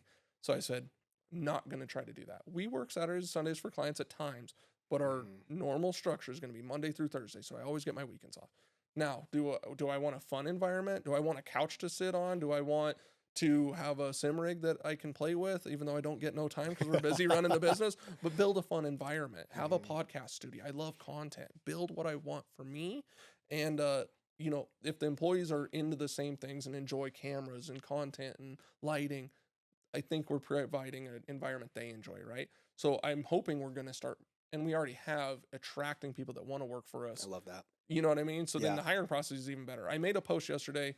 We need another person like April that's kind of admin, sales, Mhm. support, staff. We've talked about it a little bit. And we got like 3 or 4 great applicants. And one came from a friend of ours saying, hey, you need to go send them your information. I think you would fit their thing well. How do they know they fit our thing well without seeing or knowing what we do based on what we Right. put out? So also, if our employees show up 5 minutes late, and it's not great, it's probably not the best if Mhm. at scale, but also if I showed up 5 minutes late, I was like the worst employee ever. But if I stayed Ugh, 3 hours late and got more they don't stuff done, care. they don't care. They're just mad. They want to be Yeah. mad about the 5 hours, and they expect the 3 extra hours. Yep. Here, if they call off or they're sick or they don't feel good, I'm like, go home. Just come in and make up some time on Friday if you want, or use your sick time. Whatever you want to do, let's figure it out. Let's balance it. Also, you'll do better work if you feel better than that. And I hated like we do unlimited time off, unpaid. Wow. We're not scaled to the size of Mhm. where I could pay. Some companies will pay unlimited time off, Right. and then they see less people take it. But if you want Tuesday off because you got something important, take Tuesday. Come in on Friday, Yeah. or we'll make Flexible. it up some other time. So I try. Obviously, at scale, at 50 or 100 employees, would be extremely difficult to like Right. balance all of that. Right. But right now, like, make it good, make it enjoyable, and that's what I just want to make an environment I want to come to every day. I want the building to be. I want to be excited to pull up, although tired or leaving or whatever. And they don't own it. They don't own the building. It's a little bit different when you own it, right? Mhm. But the sim rig, or we do sim days where like people can bring their friends in and their family, and That's like we cool. just hang out and we Yeah. buy all the snacks. Nobody gets paid, but we come in and have fun, and we live stream, and it's all good. Like you also have to enjoy the industry you're in, right? Huge. And Huge. and so that's what it's. I don't think it's trying to keep the culture like that, right? Like go Yeah. buy donuts, do pizza, give Just be a good raises when you person. can. Be a Like good yeah, person. like be the boss you want to be. Like I treat you as if Yeah. you're the boss and how I'd want you to treat me. So like that's it. Like it's okay. Now some days you got to be we The screwed up. boss. Yeah. We like but still like also it's social media. It's like not into the world. We're not saving lives. There's not an operating table. Debatable. People think that sometimes we got to save their business and it's a Hail Mary. I try to tell them, you know, if I had the magic wand and I could save your business with There you go. this $1,000 a month social media package, like it would be a lot more than $1,000 a Oh month, yeah, right? dude. No If kidding. I had this like magical thing. Now, not that we haven't done some of that and it's revitalized companies and it's I'm done sure. great. And then it's a win-win-win. All like it's home run, great. Like Yeah. I just can't sell that I have no on doubt. repeat. And you bring up a really good point. Like you attract people who have a similar interest because a lot of people think there's no one in the world that want to do all this paperwork or this intake stuff. There are people that would. There's people There are that, like, people yeah. that find enjoyment in these things that you don't. So don't just think, hey, I'm never going to find someone to be able to do this. There are people who will, and this kind of, surprises me too, but not so much anymore. There are people that never want to be an entrepreneur. There are people who love being a W-2 employee, and there is nothing wrong with that. There is nothing wrong with that. they love to work for someone else, and that's okay. It's steady, it's comfortable, it's Yeah. safe, and they're more than happy to work for you. Just treat them right. Like you said, build a culture where people want to be there, Uh, they feel appreciated, and of course, pay them well, you know? I mean, it's that simple. Yeah. That's a simple recipe for it. If you're trying to pay someone dirt cheap prices, guess what you're going to get? Dirt cheap work. Yeah. That's just the way it And goes. we don't pay what I want to be paying, but we're growing a business. And as we make more and everything goes better, everybody else gets a little bit more. And that's what Yep. I've told everybody that's Everyone ever worked eats, with man. us. Like, hang in there. It's coming. And it gets a little bit better. It's not like tomorrow. It just is life changing, but it will, as long as we consistently get better, you consistently get better at your job, we consistently get better as a business, it'll all get better. That's More every great opportunities, business. more money, more, and it's not all, like, it's crazy. Like, money's not everything to everybody. What's really kind of cool here too is we have some people that tried to do their own thing or have done the Mhm. jobs that paid more but wasn't everything, and we have some young staff, but they're realizing like how important it is to enjoy what you did. And I realize Mhm. that. I mean, I from when I started where I was at in the corporate setting to when I ended was probably a $30,000 or $40,000 difference a year. It lives Sure. zero difference. Like, my Yeah. my day-to-day life, my happiness in life was zero difference on a $40,000 difference in pay. Right. Like, I had a nicer truck and I maybe ate out a Yep. few more times, but net, I look back and I'm like, I'm no happier now Yeah. than I was. So that's the money's not the key. So you take the step back, forget about the money, Yep. do what you enjoy. And like, is photography like my ultimate passion? Is videography my ultimate passion? No, but I found a lot of enjoyment in doing it for Mhm. companies. Found out that I was pretty decent about it. And Yep. one thing I learned for a company that I worked for that hired me doing some of this stuff was they were good at hiring people that were good at a thing or a couple things that they Mhm. weren't. Oh, I love that. Right? Smart. So Yep. hire somebody that is better than you. I don't want another me. I want somebody that's better than me at a thing. Mhm. I want somebody Yeah. that's better than me at this thing, that thing. I don't do this well. Fine. Find somebody that's a gangster and loves it and give it to them. And Yeah. another client that I have, he gave me some advice one day and he goes, they'll never do it like you though. So you gotta be okay with it. Yeah. And I'm like, ooh, yeah. That's Like, I tough. get it and I feel it. So at that moment that you like want to Yep. grab the thing and fix it, you have to be like, don't touch it. Just I let it know. be, let it play out, and or like make sure it doesn't break. But like, and when it comes out, when I see some of our employees post, sometimes I'm like, that's not how I would have done it, but it works. And then other times I'm like, that's not how I would have done it, but that's insane, and I It couldn't probably even got create better that. results, right? The one you're Exactly. like, I wouldn't have done it like that. It did way better. Yeah. You know, the reality is I was the worst at this. When I had my first website built, I was in this mode of just if I don't do it and it doesn't get done right. I think it was like probably 1:30 in the morning. I woke up just, I'd been doing research on how to build these websites. I changed this whole freaking website. I didn't know what I was doing. I messed it up so bad. None of the connections worked. I made things so much Worse. worse. I had to call the lady that built my website and I was like, I am so incredibly sorry. I don't know what happened. I made a huge mistake. My website's not working. No one can find me. Can I you think please somebody help me? hacked it. Exactly. So, and she ended up charging me, rightly so, rightly so.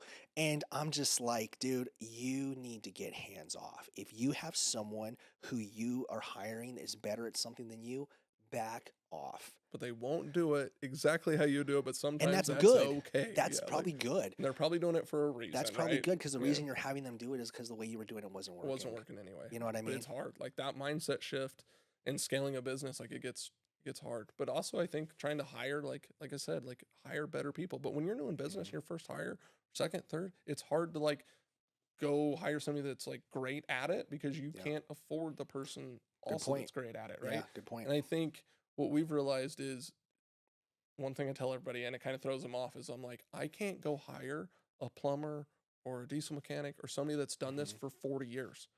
A social media manager position has not been around. There's been versions of it, but it doesn't exist like that. Yep.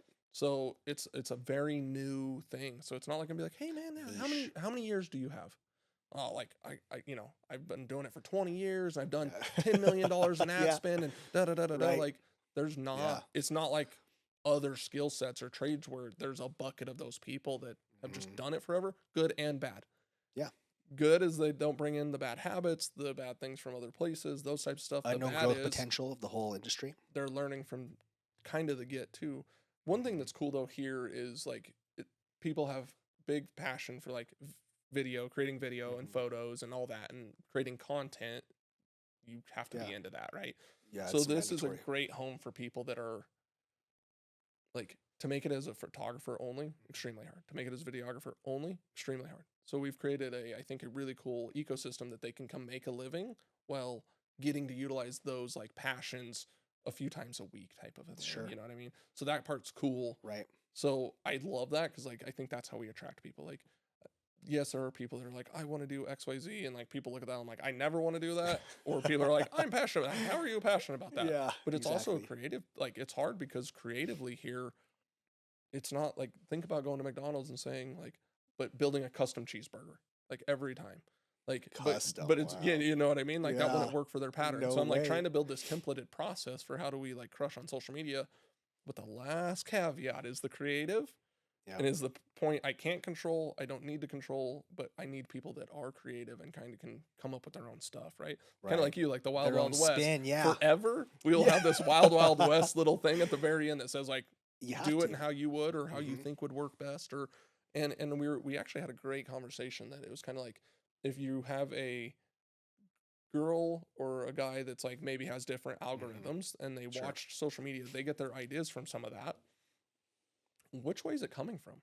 Like, Good you, point. what you see and what you would create the next day compared to what I see and what I'd create the next day will be different based on what we watch on social media. Right. So it's kind of interesting. And as we get into bigger clients and different things, I'm like, it's good to have it either crossover or help people help each other with the Mhm. creatives. So then we can get like two different Put perspectives your heads and stuff like together. that. Yeah. Yeah. Because what you think's funny and they don't, and then this, and then we translate it into Yeah. business.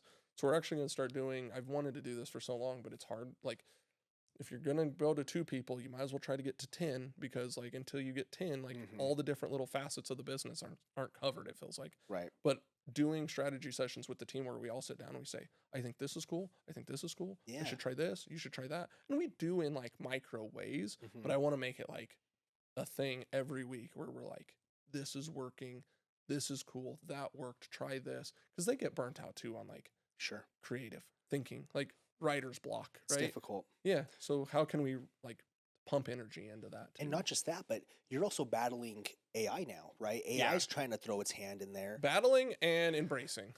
Okay, you get a good point. Yeah, exactly. Yeah. Leveraging, right? Yeah. So, I mean, there are two camps on that too. Some people say AI is trying to take over the world. I'll never use it. There are some people that say, I absolutely do everything with ChatGPT. Where's the middle ground of, hey, I leverage it as a tool, but I understand it has limitations, especially when it comes to creativity. It can never be as creative as a human mind. I mean, it can give you some jumping off points, but everyone's creativity is so individualized that it's built off your experiences that you've lived thus far. Yeah. You know what I mean? No one can have the same one.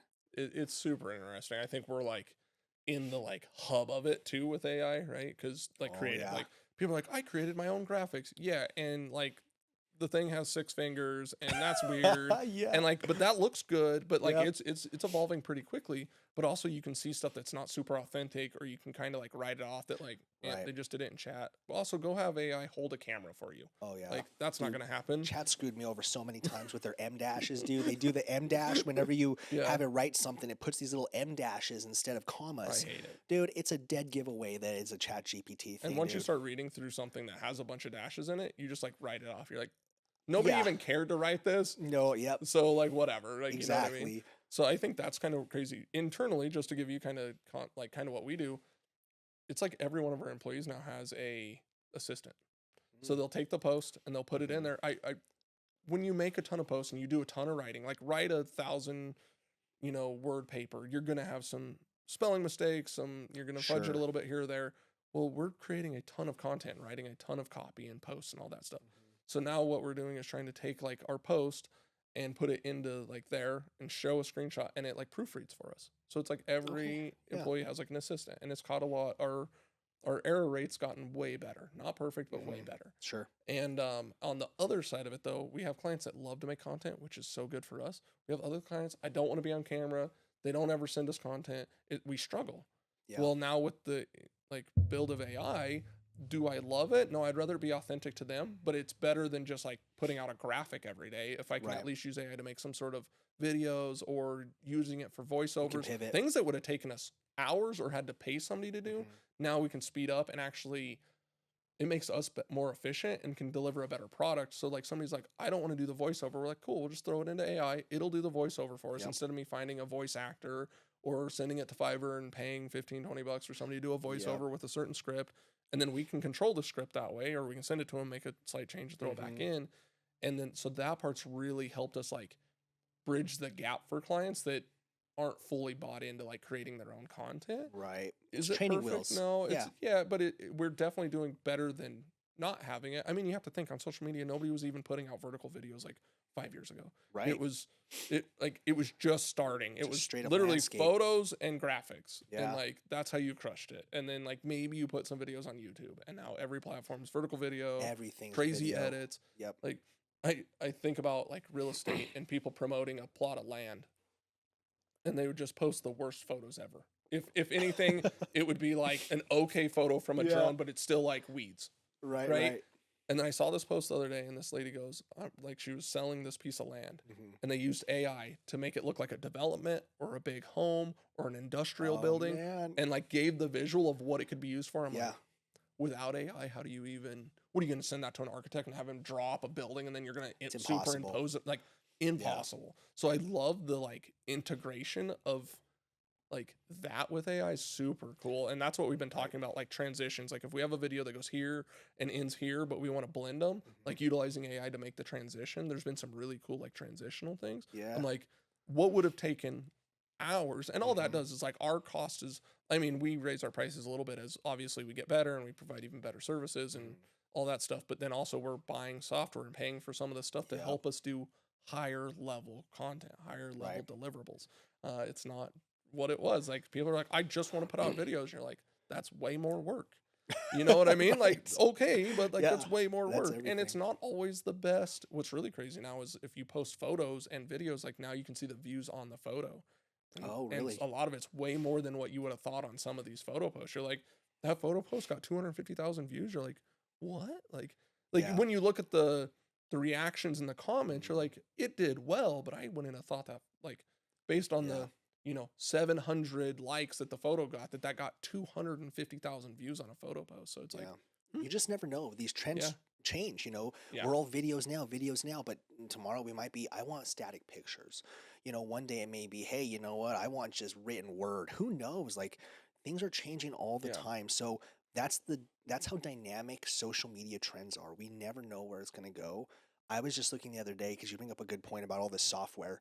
I was looking at all the subscriptions I have to the different software. I was like, I have CapCut Pro, Canva Pro, Metricool, Adobe. I'm like, damn, dude, like, but it's amazing the tools you can do, right? Like whenever you ever see me on a podcast or something, dude, I don't even look the same. I got like at least 6 filters placed on my face, dude. I look so good. Not here. This is the raw. Oh, this is the raw. Oh shit, dude. Dude, it's the raw. It's okay. That's funny. Yeah, dude, so many filters, and it's just amazing. You can change the color. You can change background. Like I'm always amazed at the new features that come out too. Transitions, like you said, that if someone was to actually do that back in the day on like Adobe Premiere or something, that'd take them forever.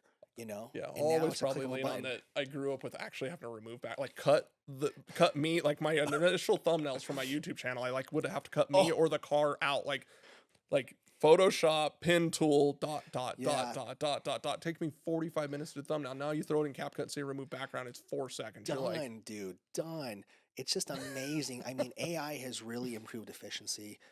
To an extreme extent, but at the end of the day, it'll never replace creativity. It'll never replace that. Like Steve Jobs is a great example. He made some of the most innovative products ever known to man. ChatGPT would have never done that. You know what I mean? You need actual humans to do it, but using those tools to cut down on labor costs, to cut down on the time, to do things that you brainstorming sessions, you know, ChatGPT is great for brainstorming sessions. And it's so valuable. And if you're not leveraging AI in a business, I mean, honestly, you're left behind, dude. You're behind already. If this is the first time you've heard of AI, you're behind. Look it up right now. I think it's the same idea as like what we talked about. And I haven't even thought about this till we were just talking, is how I brought up earlier that if you think you're going to build a business so you don't ever have to touch it, like if you think you're going to implement AI in your business so it's going to take care of everything, it's not going to work either. Like, right? Like that's not how this works. Sure. How can it make your life better? How can it make you more efficient? How can it make you do a better service or produce a better product? but like at the end of the day, you still got to prompt the thing, right? Absolutely. It's still, you have to think about it. And then, Yeah. which is kind of crazy. And we've seen already some good and bad, like great. And then where it starts to guess or assume or like, Hallucinate, just weird shit. wild. Yeah. Like it's bit us a few times on things, and I'm like, Me too. It said, hey, that's an error, and it wasn't an error because, like, you know, like branding or things or Yeah. whatever. You're like, what? Like, where did like some of our employees that like they tried to correct something, and they're like, where did you come up with this? And they're like, oh, I don't know. I was like, interesting. So like chat for a while, Yeah. you could throw like a YouTube video in and say like, kick me out a description for the video, and it like would read it and give timestamps and all that stuff. Well, I tried doing it yesterday, and I maybe because I wasn't on the pro or whatever, and I was like, that's not, you're pulling from like my not this video that I'm giving you the link from. You're just Yeah. pulling from my general channel. And it's like, oh yeah, I can't do that with a link.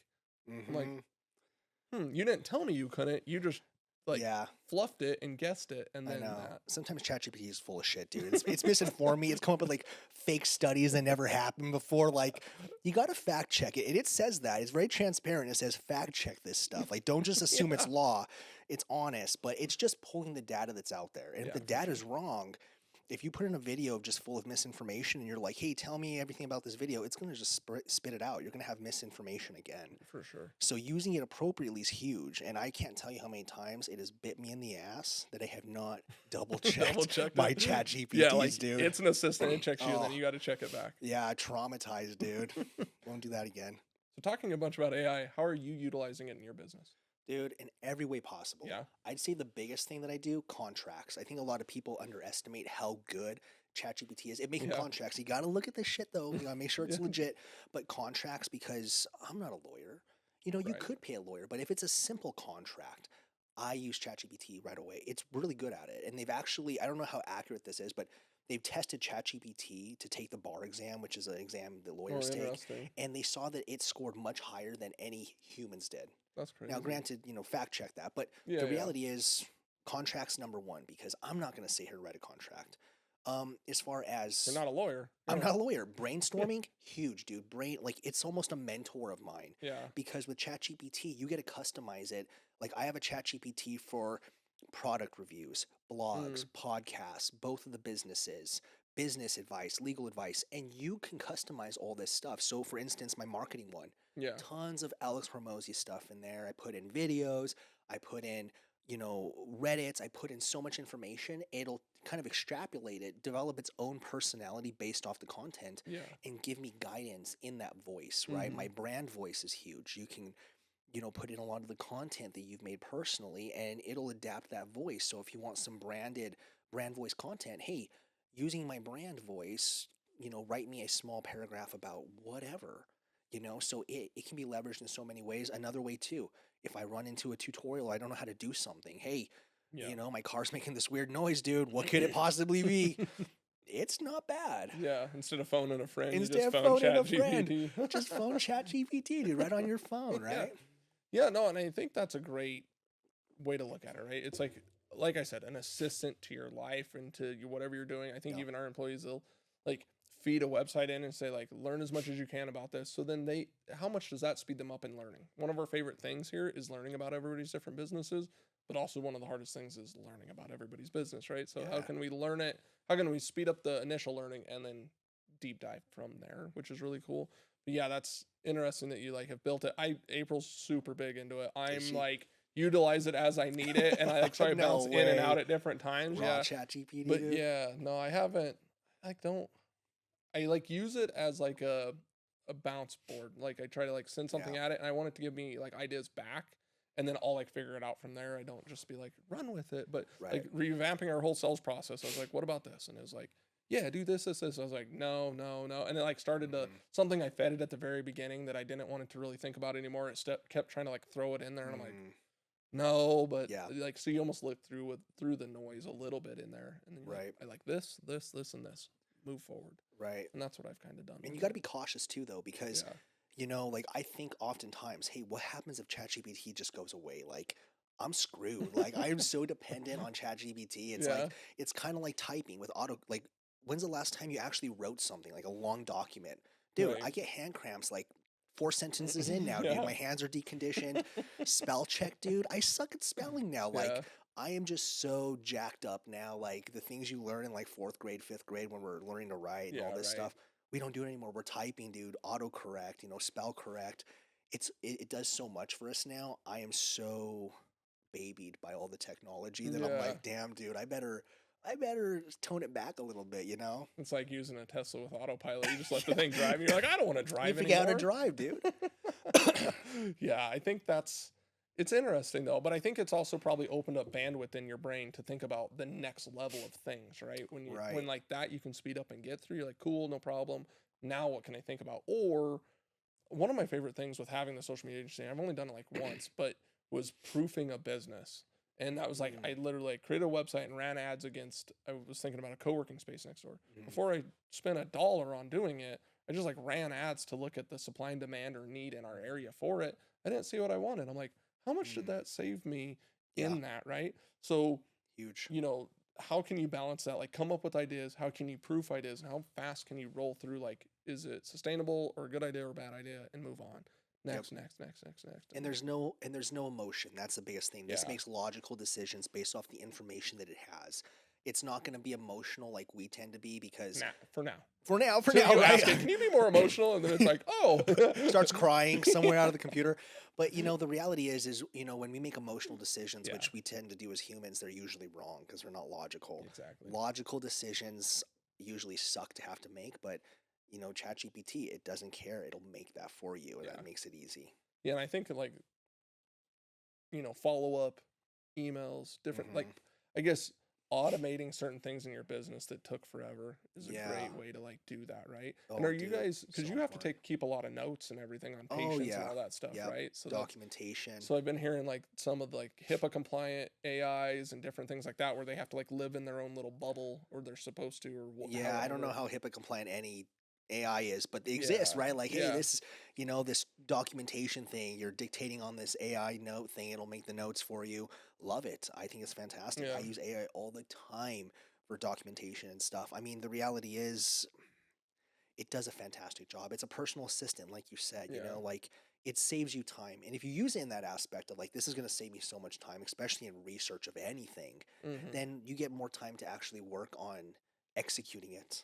Yeah. You know what I mean? Yeah, it's not gonna stay till 10 at night and like make sure the doors are locked or whatever's working or whatever. Not right? yet, dude. One day. Yeah, that's what April's like. I can't wait till I can get my Tesla robot. There or you go, whatever. dude. Like, cool. You clean and you do this There and you you do that, go. so I don't ever have to think about It's that. Have coming, dinner dude. ready when we get home. Perfect. Yep. Yeah, which is crazy. But I don't know. So what else are you working on in business? Like what's on your mind? Like day to day right now? What are you thinking about? Oh man, so I'm all over the place. I got a lot better. I make my task list. I make a task list in Google and I abide by that because if I don't have my list, do this first, then this, dude, I'm all over the place. Yeah. I always have in the back of my mind, I know there's something I need to do, but I don't know what it is. And usually what I'll pick is it's something that I typically enjoy doing. Like I'm going to record a podcast or hey, I'm going to go make some, videos or something, which is not what I need to do, right? As the provider of the business, I need to actually do important things. So I got to get on it. But I'm always trying to find innovative ways to reduce friction. My biggest thing with any business, how can you reduce friction with your customer, with your patient? Is there somewhere I can automate? Is there a process that I can expedite? Is there a way that I can improve efficiency in any small way? Even if I could just get out 1% more efficiency in something, how can I do it? Because I know it can always be better. It's never going to be perfect. And that bothers me. And it never will be. But I'm like, how can I always squeeze out more efficiency? Because the less efficient your business is, the harder you work without getting significant reward. Yeah. And in an industry like mine, there's a lot of things that can be automated and there are a lot of things they can't, right? Communication with patients, it has to be you. AI robot doesn't care about how you're feeling. I do though. Yeah. And so being able to figure out where can we automate things and it's going to be a seamless transition and be better for the patients or the customers, and where is it going to actually hurt me because now we've lost that personal touch between human to human. Yeah. You know what I mean? Yeah, and I think that's even hard in a business when you go from one to multiple employees. Like people think, oh, you've outgrown me, or oh, like it's not what it was. Well, it should actually be better. Like I said earlier, like they're better at this or that or this or that, right? like, yes, there are things that change as businesses grow. Like, you don't get that personal one-on-one thing, but Hmm. it's kind of interesting like that. You got to speed it up to where you can, but then Yep. how do you just spend more time doing what you have to do that you need to do as as often as possible? Yeah, exactly. And when I first got my admin, when I first started the clinic, it was me. I was answering the phone, I was doing the text, I was doing Yeah. literally everything. It was a one man show.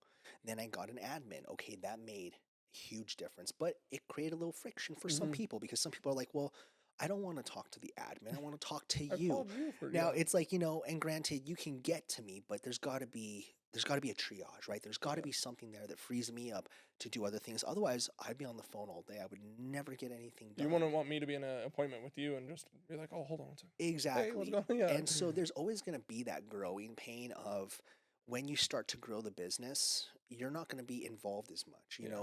but you're driving the boat. You're the visionary. Hmm. You're the one that's making sure everything's running the way it should. But people think that just because you're not physically there in front of them, that it's just you're gone. But you're Yeah. not. You couldn't even, I mean, you're more involved now than ever because now you're Exactly. having to make sure that that culture is instilled. You have to make sure that the brand is still running the way you want it Yeah. to, but scaling's always going to be a problem. It's always going to be an issue, especially when people are so used to such a luxury white glove service. Yeah. Yeah, and that's what it's kind of like. You don't want to pay for what that would cost now, Yeah, right? You know what I mean? yeah, If dude. you were my one and only client, you don't want to I pay for know. what that is now. And I kind of learned that about our business is nobody was wanting to grow their business more than what the clients I was working on at the time, right? Like I like Hmm. looked at them, I'm like, they're great clients. I love the people, I love the content, but they're not as fired up to grow their thing through social media or whatever as much as I am for this. And Hmm. I look at it, I'm like, there's maybe one or two clients that we have that are doing close to equal like what we do on social media. Like it's not, and in ways we do way more, and in ways they do other things more. But I'm like, Sure. they're just those are good ones. But then like if you don't care about your thing as much as I care about my thing, then why? And then that's hard. But then that's where you have employees. You're like they'll Yep. care about your thing Hmm. in the amount that they need to care about it for what you're hiring us to do, right? Like Yeah. same thing as I can't worry about what your lights or your sales team or your like I can help get the people or the awareness or the growth, and then it's on It's up you. to you, and Yeah. that's the same way actually in the medical world, right? Like, if you don't care about your health, Mm-hmm. why would I care about your health, right? Yeah. At the end of the day, you should A care about your hundred health more than percent. anyone else. And granted, in these small appointments, you go see your provider.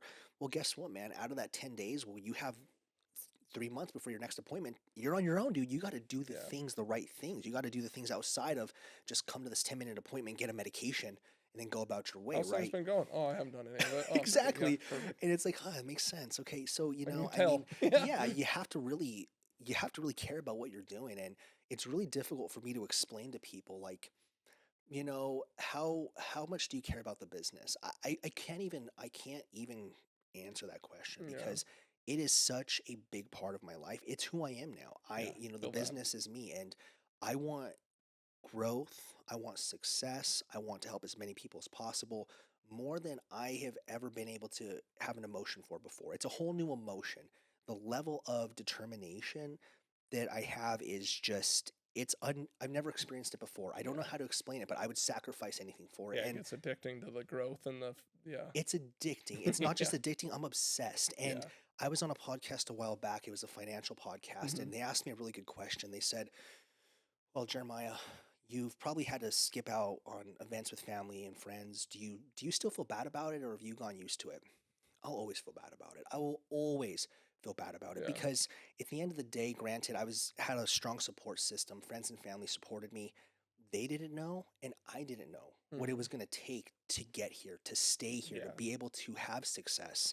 And they didn't change. I did. I had to change. I've changed. And at the end of the day, as much as it's difficult to say, I've chosen the business over them. Okay. And Yeah. that Yeah. sounds harsh, but that's the reality. A lot of people like to say, oh, I can't do it because I've got to do this business or I've got all these things. You're choosing that. Okay. And there's nothing wrong with that.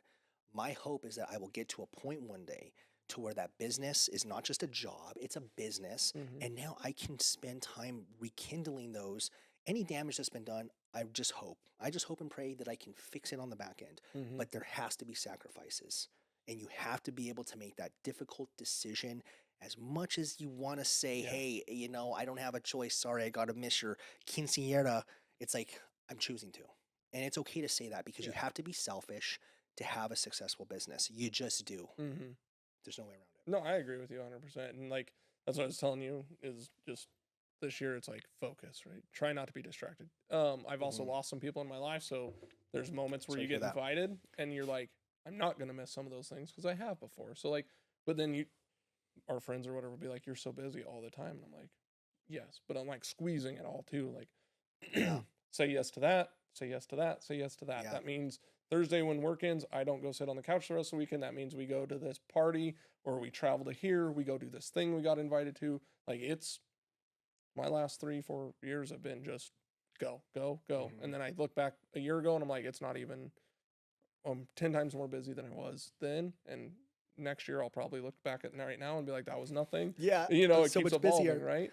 But I think that's where try to say yes as much as you can. But then also this year I'm like, okay, a little bit more saying no, a little bit more being selfish because give me 12 months. Yeah. Like the blood's in the water, it's doing well. If I really just Yep. jam for the next 12 months, but it's also the same thing. Just try to hold on. It's not as sexy to go buy the new car as it is to hire, like, it's way more sexy to buy a new car than hire another employee. Totally. But all that will eventually give you whatever you want on the backside. But you have to be like, nope, that's the important thing right now. And Yep. and do we have to have it? Is it the best for the bank account? No. But if you want to grow, that's a sacrifice. And then Yeah. maybe I got to go pick up an extra content shoot, or I'll do it personally on the weekend instead of paying for it. So then we have extra money to then pay the next person. And you're just like grinding. It is a grind, dude. And going back to the race thing, we don't know how long this thing is. Should I be Yeah. sprinting? Should I be jogging? Do I have a time to stop and just breathe? We don't know. But Yeah. I could not live with myself if I'm looking 5 years down the road and I said, you know what? The business failed because I didn't work hard enough. I That's couldn't it, do that. yeah. It's not acceptable. It's not a possibility. The likelihood of me looking back in 5 years and saying, I could have slowed down. I didn't have to go full throttle this whole time. I would much rather, that's a pill I can swallow. But saying everything failed because I didn't go hard enough, Oh. I couldn't do that. I can't accept that. That's not, 1000%. it's not going to happen. It's just not going to happen, right? Yeah. And so, have I lost a lot of friends? Well, sure, man. They don't understand unless you're so obsessed with something like this.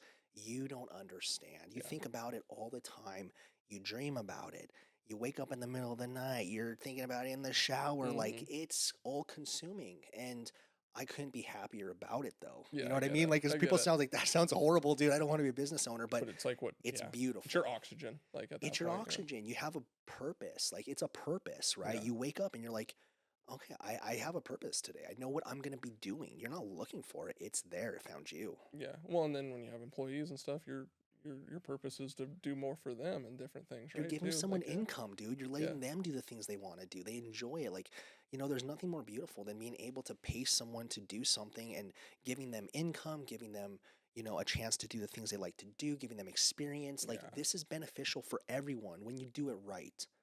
But it takes sacrifice. And a lot of people, like I said, that first Yeah. 5 years, you're going to find out, are you the kind of person that's willing to make that sacrifice? Or are you going to say, I should have never been a business owner and just step out? Yeah, I'd say if you're looking at the clock anytime, Yeah. you're in the wrong deal. Yep. Like if the clock is Yep. not like if you're looking at the clock waiting to go home, it's not the thing. And if like, you're hitting for your you. snooze alarm in the morning, I hate to tell you, dude, you better I may figure that or out. may not do Figure that but out, usually I'm- James. Yeah, I know. I need. What time do you go to bed? Oh, at the latest 9 o'clock. At the latest, I try to get in bed by 7. It's crazy. Yeah, which happens to be when most Like you're people going like to to sleep some contact nights me. when I'm leaving here. And Yeah, like, I it's bet. rough. But like that's the mindset that I want so bad. But then like people or friends be like, let's go to dinner. So I'll put in 10 or 12 and then we'll go to dinner. And then like it'll be Yeah. late. And then I'll research stuff on my phone while laying in bed, which is terrible. And you shouldn't do it. But Nope. also like I've moved the needle multiple times in business doing that because I get an idea and I like go deep, Yep. go hard and fast at the thing like I've always done. And I'm like, it pays off. But man, is it hard to build an ecosystem when you're used to doing it. Like I want Mhm. nothing more than to go to bed. Like I want to wake up at like 3 or 4 in the morning and be like, I almost slept too much. Because it would be great. I don't Like, think could that'll get ever up, happen, you dude. know I what don't. mean? Like, Yeah, good luck. but yeah, I'm like, it's so hard. But I know is. if you look at all the CEOs, I've mentioned this multiple times in podcasts, they get up, they They work get up out, early. They work eat, out, dude. and like I'm trend. not. And then they come in, they're fired up, they got good energy, and I'm like, hey, morning. Like everybody's Yeah. kind of slow here, and like, but I get it. And then we get going, and You sit down at your desk and you're just jamming, but I'm like, man, I know it'll be a game changer in leading a team, but I think the thing is just get the team to where my importance is leading them, and I need to invest into it's okay. The team can show up at the time, or I Mhm. can go to bed early, or make sure Yeah. I'm out so I can go to sleep and get up. But I think that those are some of the changes I'm like looking at that I'm like, I gotta, like you said, just do it. Yeah. You like make the decision, make the switch, and just run with it. But like if Huge. it's 8:30 and we're out, like we gotta go We home. I got to gotta get the go hell to out I of here. What gotta am go I to doing up at bed. 8:30? And the thing is like the reason I like that is Yeah. because, when I go to the gym in the morning, I've already overcome some adversity that day. That day, first thing in the morning, I'm doing something I don't want to do. I'm waking up Yeah. at 2:15. I don't want to do that. But guess what? I do it anyway. I've overcome my first obstacle of the day. So you know what? Then I go to the gym. I don't really want to be here. I do it anyway. I've overcome another obstacle already. I've overcome two obstacles already. The rest of the day is cake. Because Yeah. as a business owner, it's obstacle after obstacle. It's adversity just being thrown at you left and right. When you've already started your day with adversity and you've already overcome it twice, you've already put into your mind, doesn't matter. This is just a routine, dude. I do Yeah. this all the time. And you build that ability to just accommodate just bullshit, like Yeah. stress, Yeah. like add it on, Yeah, whatever. whatever. Yeah, Yeah, I'm this 3 is quarters just of the way through. Tuesday to Yeah. me, dude. Some people are like, oh my God, this is a life-changing event. It's Tuesday, Yeah. like, Yeah, there's another thing tomorrow. It's yeah, all right. Yeah, not getting too wound up about too many things, right? Like you have to keep it in moderation. Like it's okay. We'll yeah, work through that too. It's all yeah, right. that We'll takes work some through that time. too. That takes Yeah. some time. I still get wound up Mental about some things, threshold. dude. Small things too, dude. I'm so backwards. Like a Yeah. massive thing can happen, and I'm cool as a cucumber. Small little thing. It just rattles Yeah, you. yeah. Like I get like a design issue, like a small little thing. I'm like, what the hell's going on, dude? Like Jeeves, Steve Jobs level destruction, dude. Like it's crazy. But everyone, has to work on their stress their own way. But stress is going to be there, and you have to be able to manage it somehow. Yeah. Working out also for me happens to be a stress reliever, so Yeah. it works out really well. If you don't have a coping mechanism, or unfortunately a lot of business owners turn to drugs for their coping mechanisms, I crazy. mean, this is a really bad thing. You need to really kind of hone in on this and say, what's the longevity of me being able to cope with this? What are some of the bigger stressors that I'm going to come up with, and what are Mhm. some effective ways that I can overcome this? Like when I have a problem that comes up, the first thing I ask myself, was it a systems problem? Was it a problem with the way that we currently do things? And is there a way for me to improve it so it doesn't happen again? That's always the first thought, Yeah. because that's an easy fix. Let's do that. If that's not the case, then I have to say, okay, well, I have to come to terms with the fact that this was something that I had no control over. There's nothing I can do about it now unless there's a way for me to be able to prevent it in the future. I have to stop thinking about it because Yeah. I need to put my attention to the other things that are going on. You can't perseverate on these mistakes, these failures, these missteps, because failure is really only a failure if you let it be one. Otherwise, it's just a learning opportunity. Yeah, I think that's another great point. Like in business, you have to learn to make decisions fast. You can't Yes. sit on them. Dude, you It'll can't. just wreck. You'll never make the decision. Yeah. You'll never make the decision. You got to make a fast You decision. got to be okay with it. Even if it's wrong, you got to say, hey, you know what? After you do it enough times, you're pretty good at pattern recognition. Yeah. You start to trust yourself a little bit more. You kind of have a little bit of a background situation Bet to be the able to make odds. those. Yeah, bet the odds. You feel more comfortable with it. Initially, you want to hem and haw. Opportunity is going to get missed Yeah. because a lot of these things happen quick. You got to jump on it. Mm-hmm. But make informed decisions first and foremost. Never Yeah, do feel something good about it. blind. Yeah. But yeah, you got to make quick. You got to make these quick decisions. And like I said, we tend to overemphasize risk. We're always making decisions to not fail, but in doing so, we're never making decisions that pursue success. Yeah. You're always going to not fail, but you're never going to succeed. And that's where you have to really learn, when do I bet the house? When do I hold my cards? What you don't know. You have to develop that over time, and Yeah. everyone's tolerance is going to be different. You're going all in, my going all in could be two Yeah. totally separate Oh yeah. visions, right? I used to freak out when I first started the business over spending like $50. Now it's like I'll spend 10 grand at a whim because I know it's the value of it. Like this is the way business works. You got to spend 10 grand on this because then this happens. Like this is just the way it goes. The 10 will become 50, Yeah, or the 10 will you don't even teach think me about something that I can ROI on, Yeah. or it'll break even. Now I have the data and I can move forward. Money changes. Money doesn't Yeah. become something that you hold on to so tightly you're afraid to let it go. Money becomes just a tool, just a Yeah. tool that you throw out and it comes back. You throw out and it comes back. And you just have to be comfortable with that, because if you're just holding on to it for dear life, you're not investing in the business. Yeah. Yeah. And you have to be okay. I think people get in their head and they're like, I would never spend X dollars in Facebook ads. I'd never Yeah. spend X dollars on a piece of equipment. Just I'd do it never spend myself. X dollars on whatever. Yeah. And they put like these like ceilings in their mind. And it's like, no, like if you want to scale and grow, you don't know what it looks like to make $10 million a year and what all the crazy things are. So you have to be at least open to whatever that might be. Yep.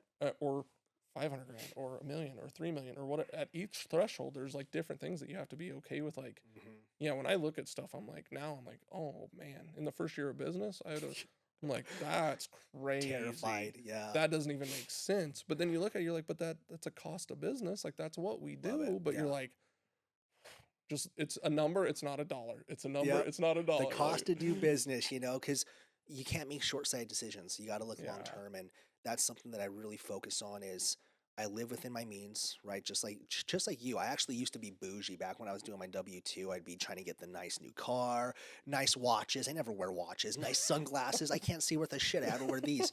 And I'm just like, I want to look like I have all this. I have everything going for me. But now that money just doesn't have the same feel to it, I don't care. I'll drive my 2017 beat up Subaru Outback till it dies, like I just don't care, because the money is a tool. It's not something that I use to spend frivolously to show people, oh, I make money.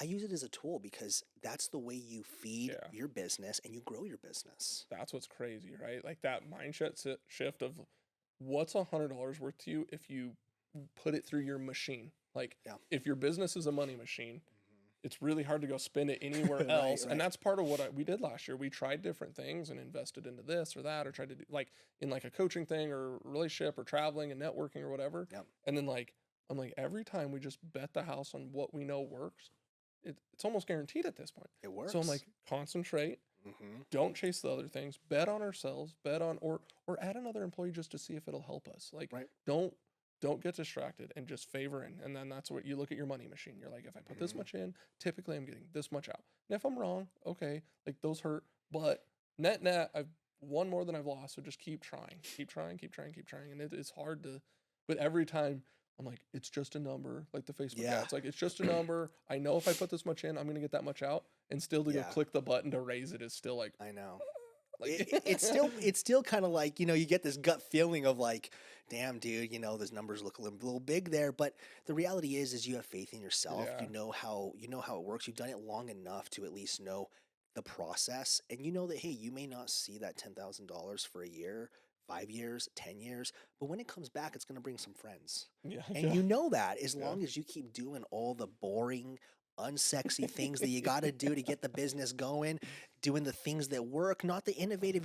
No one's creating the iPhone here, guys. We're doing things that we just know works. We're just doing it really well. We just get better. And it works. A lot of people put in their mind like, hey, I can't start this e-commerce business because I'll never be like Amazon. Well, of course you'll never be like Amazon. You're not Jeff Bezos. Your business is completely different. But how do you think he started? How do you think Walmart started? How do you think any of these big companies started? They at least started. So if you don't start simply because you say, I can never be the next Amazon, Walmart, insert whatever company you want, you've already failed. If you're 87% wrong, you're still going to make a stupid amount of money. Absolutely. If you're 97.9% wrong, you're still crushing it. Like, you're good. Like, and but I've also seen the other side. Oh, well, I want to build like the next Amazon. You're like, do you even understand what you're saying? Like, quite ambitious. Like, do you understand all the things that went in there? Like, and we'll have people that'll come in, they'll be like, I want to do X, Y, and Z, and this is the numbers and yada yada. Usually startup stuff, and it's like projections, right? And I'm like, no problem, cool. Let's look at the other side of it. So to get there, the cost per acquisition, if we're half wrong and we're geniuses, it's this number. Multiply that by your ambition. Is that a reasonable number to go after? And then like you can see the whole thing change right there, right? Because you have to like come to terms of like, no, I love it. Let's just work it backwards. I agree. It's math. Work it backwards. Then you get to the end, you're like, or they're like, no. And you're like, but if we're half wrong, you're still going to crush. Like, I know. But it's like, no, that doesn't, like, the input doesn't match the output or the ambition of it. Then you're like, okay, then now as a marketing company, I can't help because it's unrealistic expectations. Right. Like, you can't take our smallest package and expect we're gonna go beat Exactly. Amazon when they're like Billions of dollars in marketing. what they spent today in marketing Yeah. compared to what you'll do in the next 10 years is not Exactly. close. And Like, for you, that plays a huge role. That makes a lot of sense. On the other end of that too, being an entrepreneur, you should always aim for higher than you think. Like agreed. if you aim for the stars, you'll at least maybe fall on the moon, right? You'll get somewhere. Yeah. You got to aim. Like if you want to have that Amazon on your vision board, sure, go for it. But don't be disappointed when you're not making millions of dollars in the first 5 years. Don't be surprised when you're only getting 1 or 2 orders a week for the first year. It's Yeah. completely normal. It's all right. That's what it has to do. But if you stop, you fail. If you keep going, you'll never fail. But it gives you time to adjust. Hey, what do I need to do to succeed? You got to fail to succeed. That's just the way it goes. And that just takes hard work. And that takes consistency. Consistency is the number one thing that a lot of people, It's everything. they don't quite appreciate how consistency runs everything. You got to be consistent because you're doing something time and time again. It's compounding. It may not seem like it. It may seem like, dude, I'm spinning my wheels or I'm losing progress. You might have lost progress today, but look ahead a year, dude. 5 years. Like that's going to happen. There's going to be waxes and wanes. A lot of things are seasonal. A lot of things in my business too, seasonal. Come holiday times, people are trying to spend money for gifts and stuff. Money gets a little tight. You expect these little dips. That's okay, but don't just assume, oh yeah, now we're just going under, dude. We're going under. We're going upside down. Relax. You got to look long term. Yeah. Short-sightedness is never going to work well. Hard. Yeah. It's hard, but it's a skill you have to develop too. Yeah, you have to be like unemotional at times. And it's super hard when it's your baby or when it's your thing. But I think luckily I've been pretty not high risk and it's kind of bootstrapped. So if we make a little bit, we just reinvest it, right? Keep reinvesting, keep reinvesting. It's okay. Not huge risk, but I mean, what I would see as a risk today would have seemed huge to me 5 years ago. Totally. Like, you know what I mean? But it's not crazy now, but that's just growing up and getting into business and those things that you learn, like we were mentioning. So it's super crazy. Do you have, like, I don't necessarily have like a hard number goal or in business. Like I guess I've kind of through that, I have to work it backwards and say to keep growing, I guess is my only thing. I just want to keep growing and I'd like to grow at X pace. That means we did X last year, we got to do Y this year, or we need to grow by this % each month over a month. Some people are like, I want to build a $3 million business and then exit or sell, or that's where I want to cap or whatever. Do you kind of have like a ceiling limit, or are you just going to keep are you just moving the ball forward as you grow, the goal moves too? That's a really good question. And this is a question that my bookkeeper asks me a lot, and I never have an answer for him. He's like, well, what is your goal for the year? Like, what's your projected income goal? I don't have one. And the thing is I just put my foot on my gas pedal. Agreed. And I just freaking run, James. I don't, like I said, the money, once again, I mean, it's easy for me to say, oh yeah, I want to be a 7-figure business by the end of 2026. I want to be $1 million. No, dude, I'm going to put my foot on the gas pedal. Wherever we land is where we land. As fast as this machine will go. We're going so hard because I don't, I don't think that, though. I think a lot of people put that number and they're like, and then that they're sad might if be they don't smart. hit it. I don't know. If you're a really analytical person, that's fine. But there are so many variables that I would rather work on than saying, because that number is kind of like if you're on a weight loss journey, okay? And you're like, okay, I want to lose 30 pounds, and you're weighing yourself every single day and you're not losing that weight. Okay, that number has defined you. And now there are so many variables you don't realize. Let's say you're working out, you're building muscle. Muscle weighs more than fat, okay? So your body composition is changing. Your clothes fit better. People are like, dude, you look hella good now. You look so much better than you did, but you haven't lost that 30 pounds. Did you fail?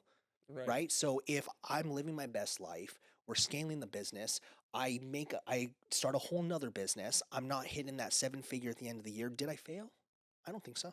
Yeah, no, you know what I mean? That's what, like, everybody's like, it's kind of always been a thing. What's like your dream car? I'm like, I really haven't ever had a dream car. I've just always, like, the car I have now is a car I didn't know if I'd ever own. And now I would like to have something else or different, or like those things like change and they move forward and all that. And I think that's where I feel that same thing. Like, I just want to keep growing.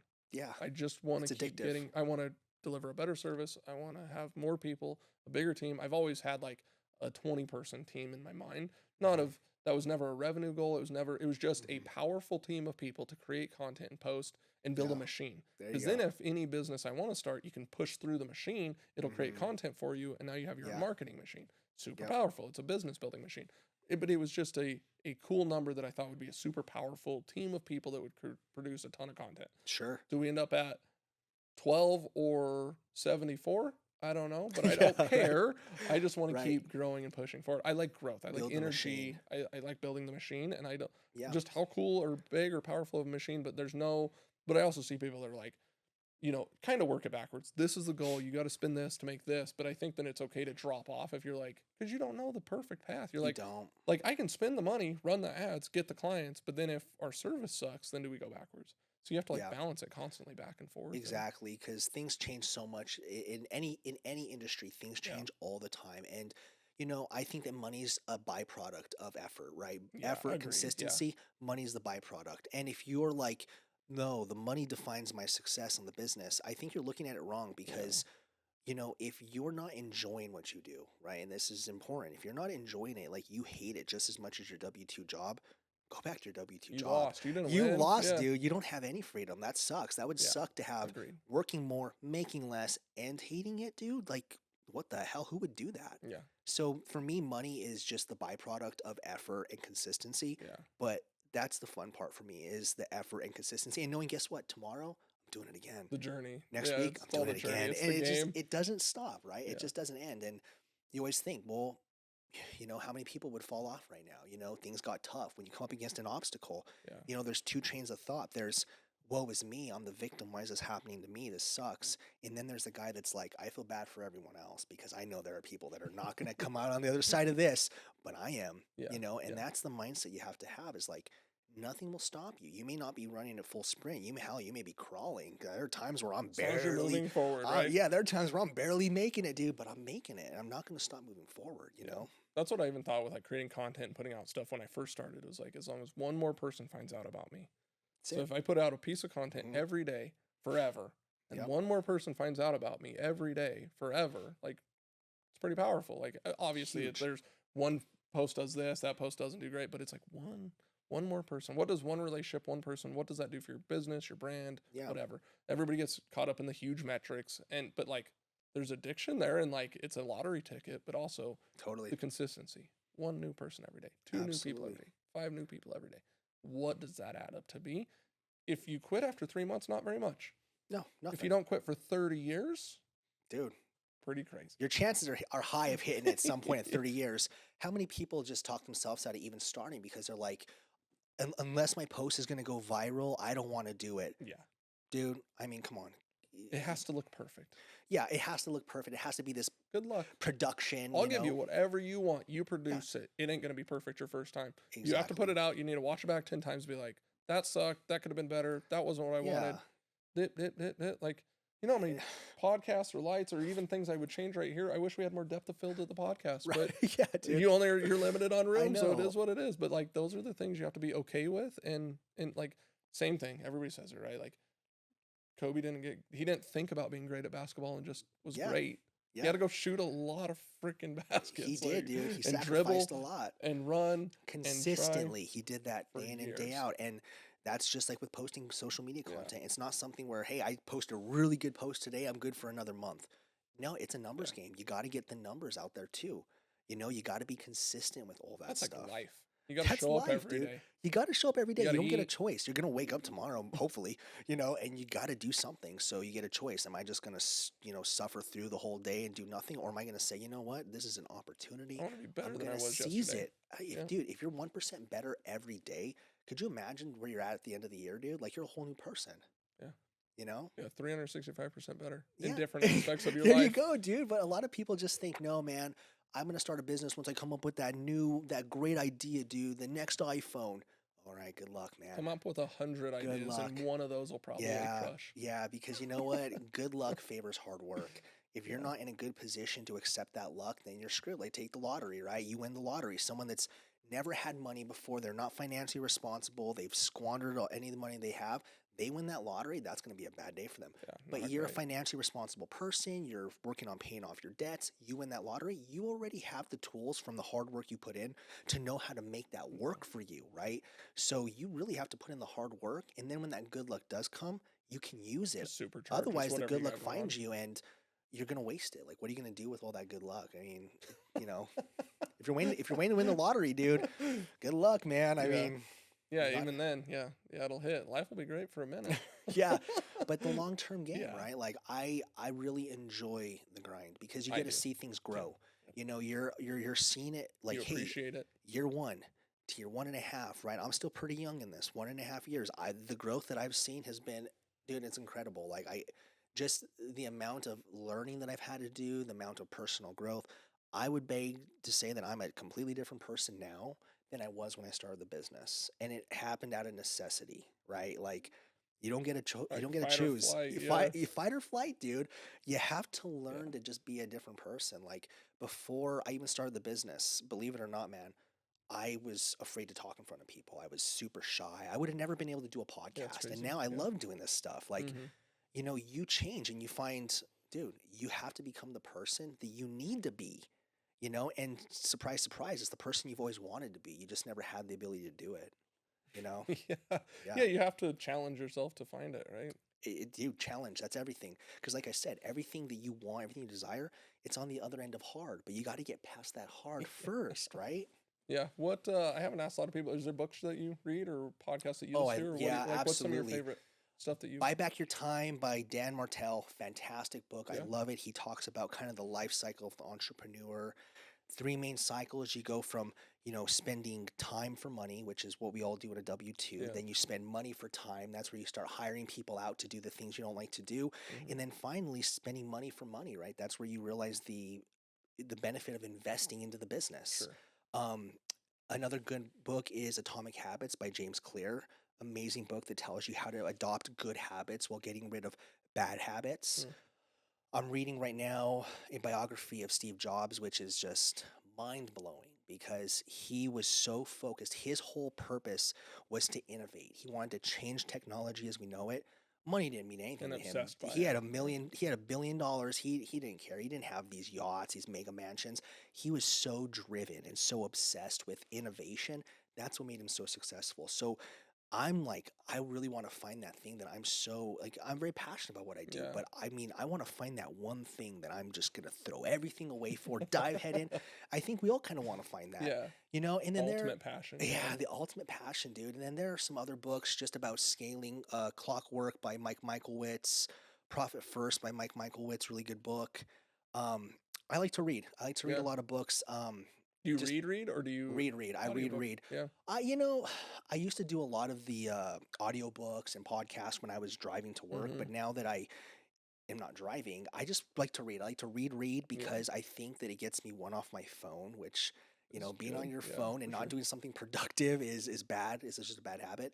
But I think that there's something for me specifically that I can retain more information when I'm actually looking at the written word and I'm kind of retaining the information Sure. as I go. Huge. Alex Hormozzi's books, all of his books. I mean, Yeah. that's such a functional book. I Business think master every class, business, yeah. dude, I think every business owner should at least look at those books, Yeah. especially if you're trying to scale. So, Yeah. tons of books, man. And there's so many more that I just don't even know the names of right now. Oh, that's But cool. I'm I, just curious if that was yeah, a thing. Yeah. huge I because don't think read a about it. ton, but a few books I've done, and yeah. You read that book, and that's someone's 50 years of experience right there. You're just taking in 50 years of Yeah. experience right there, dude. Like, it's a cheat code. Like, if you were to never read anything or watch videos or anything and you just try to do this on your own, it'd be impossible. Yeah. You have to look at what have other people done. And what's funny is I come up against these books where I'm like, I had that same exact problem this guy had like 20 years ago. Yeah. And the way he approached it was way different than the way I approached it. And my approach didn't work. I should have done I his. should have tried that. Right. Yeah. And so, you know, you come up against these things, and by learning from someone else's mistakes, it's huge. Yeah, for 10, 20, maybe free depending on the book. Like Oh yeah, you get all dirt cheap, their dude. Books aren't that knowledge. expensive. Yeah, dude. Yeah. I mean, some people listen to the audiobooks. Audiobooks are Yeah, I great do mostly too. listening, You but know, yeah. I just can't multitask. Like if I'm listening to the audiobook and then I'm trying to do something else, I'm not focusing on the damn audiobook. Yeah. I noticed that like if I'm listening to an audiobook, I get like I like get enough data that I'm fired up, and then I get like 3 hours away through the book and I don't finish it because I'm like, got it. And Yeah. I'm like, Oh, dude. full Same on, thing. go figure it out, go implement those things, go make that all work, and then I'll Yep. be on to the next thing. It's so crazy. I would have a notebook with me when I'm reading because when I get that inspiration, I'll write it down because I'm like, okay, write this down so I don't forget it, but then get back to what you're doing. And I have a little book that I have all these notes because when I read these books, I like to do more than read. I like to study them, right? I like to, what can I learn from this? and I like to write that down and apply it to my business in whichever way I can. Right. And some books you get through and you're like, man, that was a tough read, dude. I don't think I took anything from that. And there are some books where it's like, dude, that was transformative, you know? Yeah. No, I think so. I mean, we've literally the E-Myth, where they build a business like it's a franchise. That's E-Myth, one I that love that one too. it stuck E-Myth with me for a long Revisited. time. Yeah, Yeah, I just forgot the author's name, but yeah, really good book about scaling a business. yeah, and like build it like a franchise. So you're just putting in processes, and then so Yep. what's always stuck with me is do that, and then we have the creative piece. Do that, Yep. and then we got the creative piece. I'm Yeah. like, so it's hard, but if I can implement those things as we go, and a lot of that has helped me be able to step away from a certain area of the business and focus on a different area because I got it built out and it's running and working kind of on its own. Right. Without that, Right, oh, because there are a lot of areas of the business where it doesn't have to be you to do it. You're probably not even the best person to do it.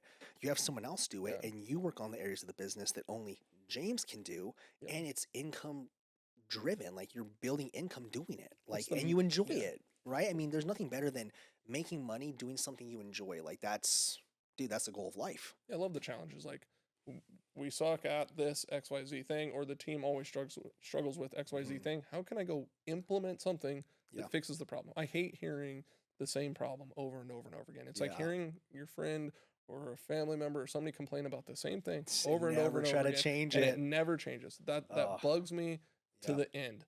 So in business, if I hear the same thing more than once, it starts to already trigger me. And then Yep. by the 5th or 7th or 10th time, I'm like, I gotta like change it. I don't ever hear that again. And then there are Yep. still things to this day that I'm actively working on because there's not a perfect fix for it. Not that I found, but like it's on my mind constantly. How do we fix it? How Yep. do we fix it? How do we fix it? How do we fix it? And I don't know. It's kind of like I love that though. But then that's how you move the ball forward in the business. If you're only working on that same thing and you're never like, how do I fix that thing? How do I Mhm. fix that thing? How do I make that better? How do I make our employees enjoy that thing better? Yeah. Then It's huge. just nothing gets better. You So got to improve processes. That's yeah, it. You got to improve it's crazy. processes. And anyone that thinks their processes are perfect, they're wrong. Yeah, Processes it can could still be better. always be improved. They can always be streamlined. Like you said, if there's a Yeah. problem brought to your attention, it's really easy to say, whatever, but it's going to come back again. And it could be big. It could develop into something that is a much bigger issue Yeah. instead of just addressing the damn thing now. How many people at W-2 jobs talk about how much they hate their job during their lunch break, right?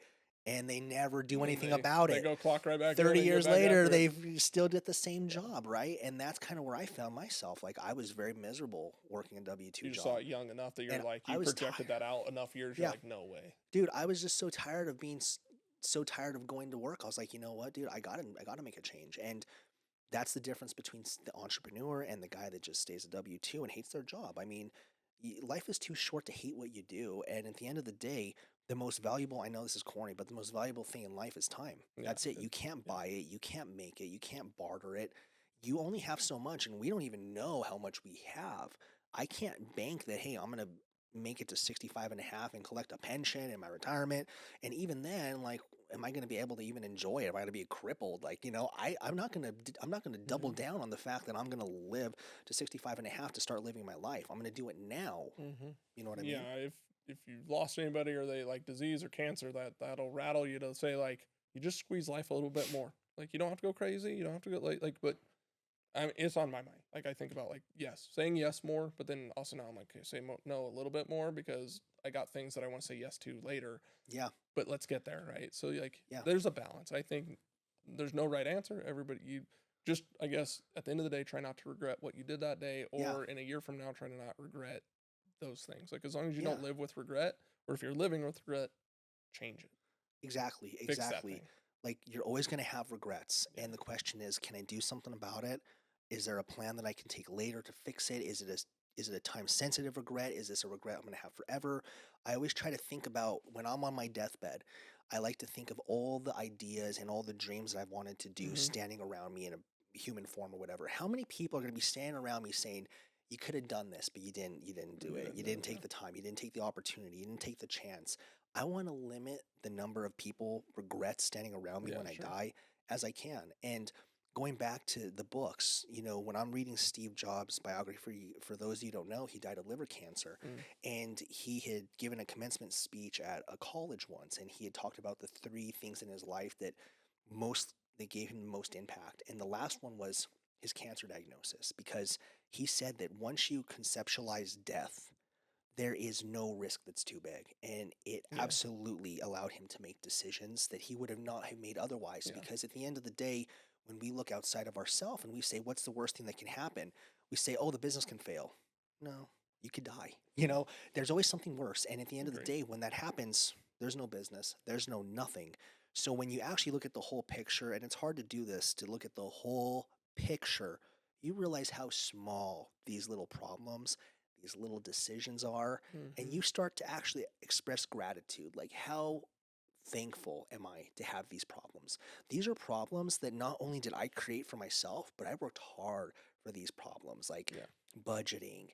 And should I do this? Should my marketing be this color? How thankful am I that these are the problems That's I what I'm have? thinking about, Those right? are my problems, right? Not like, hey man, dude, am I going to eat dinner tonight? Or, am I safe? Like, I think a lot of us like to kind of like show off our problems as entrepreneurs, like, oh, I'm so busy, dude. I got so much going on. Like, it's a badge of honor.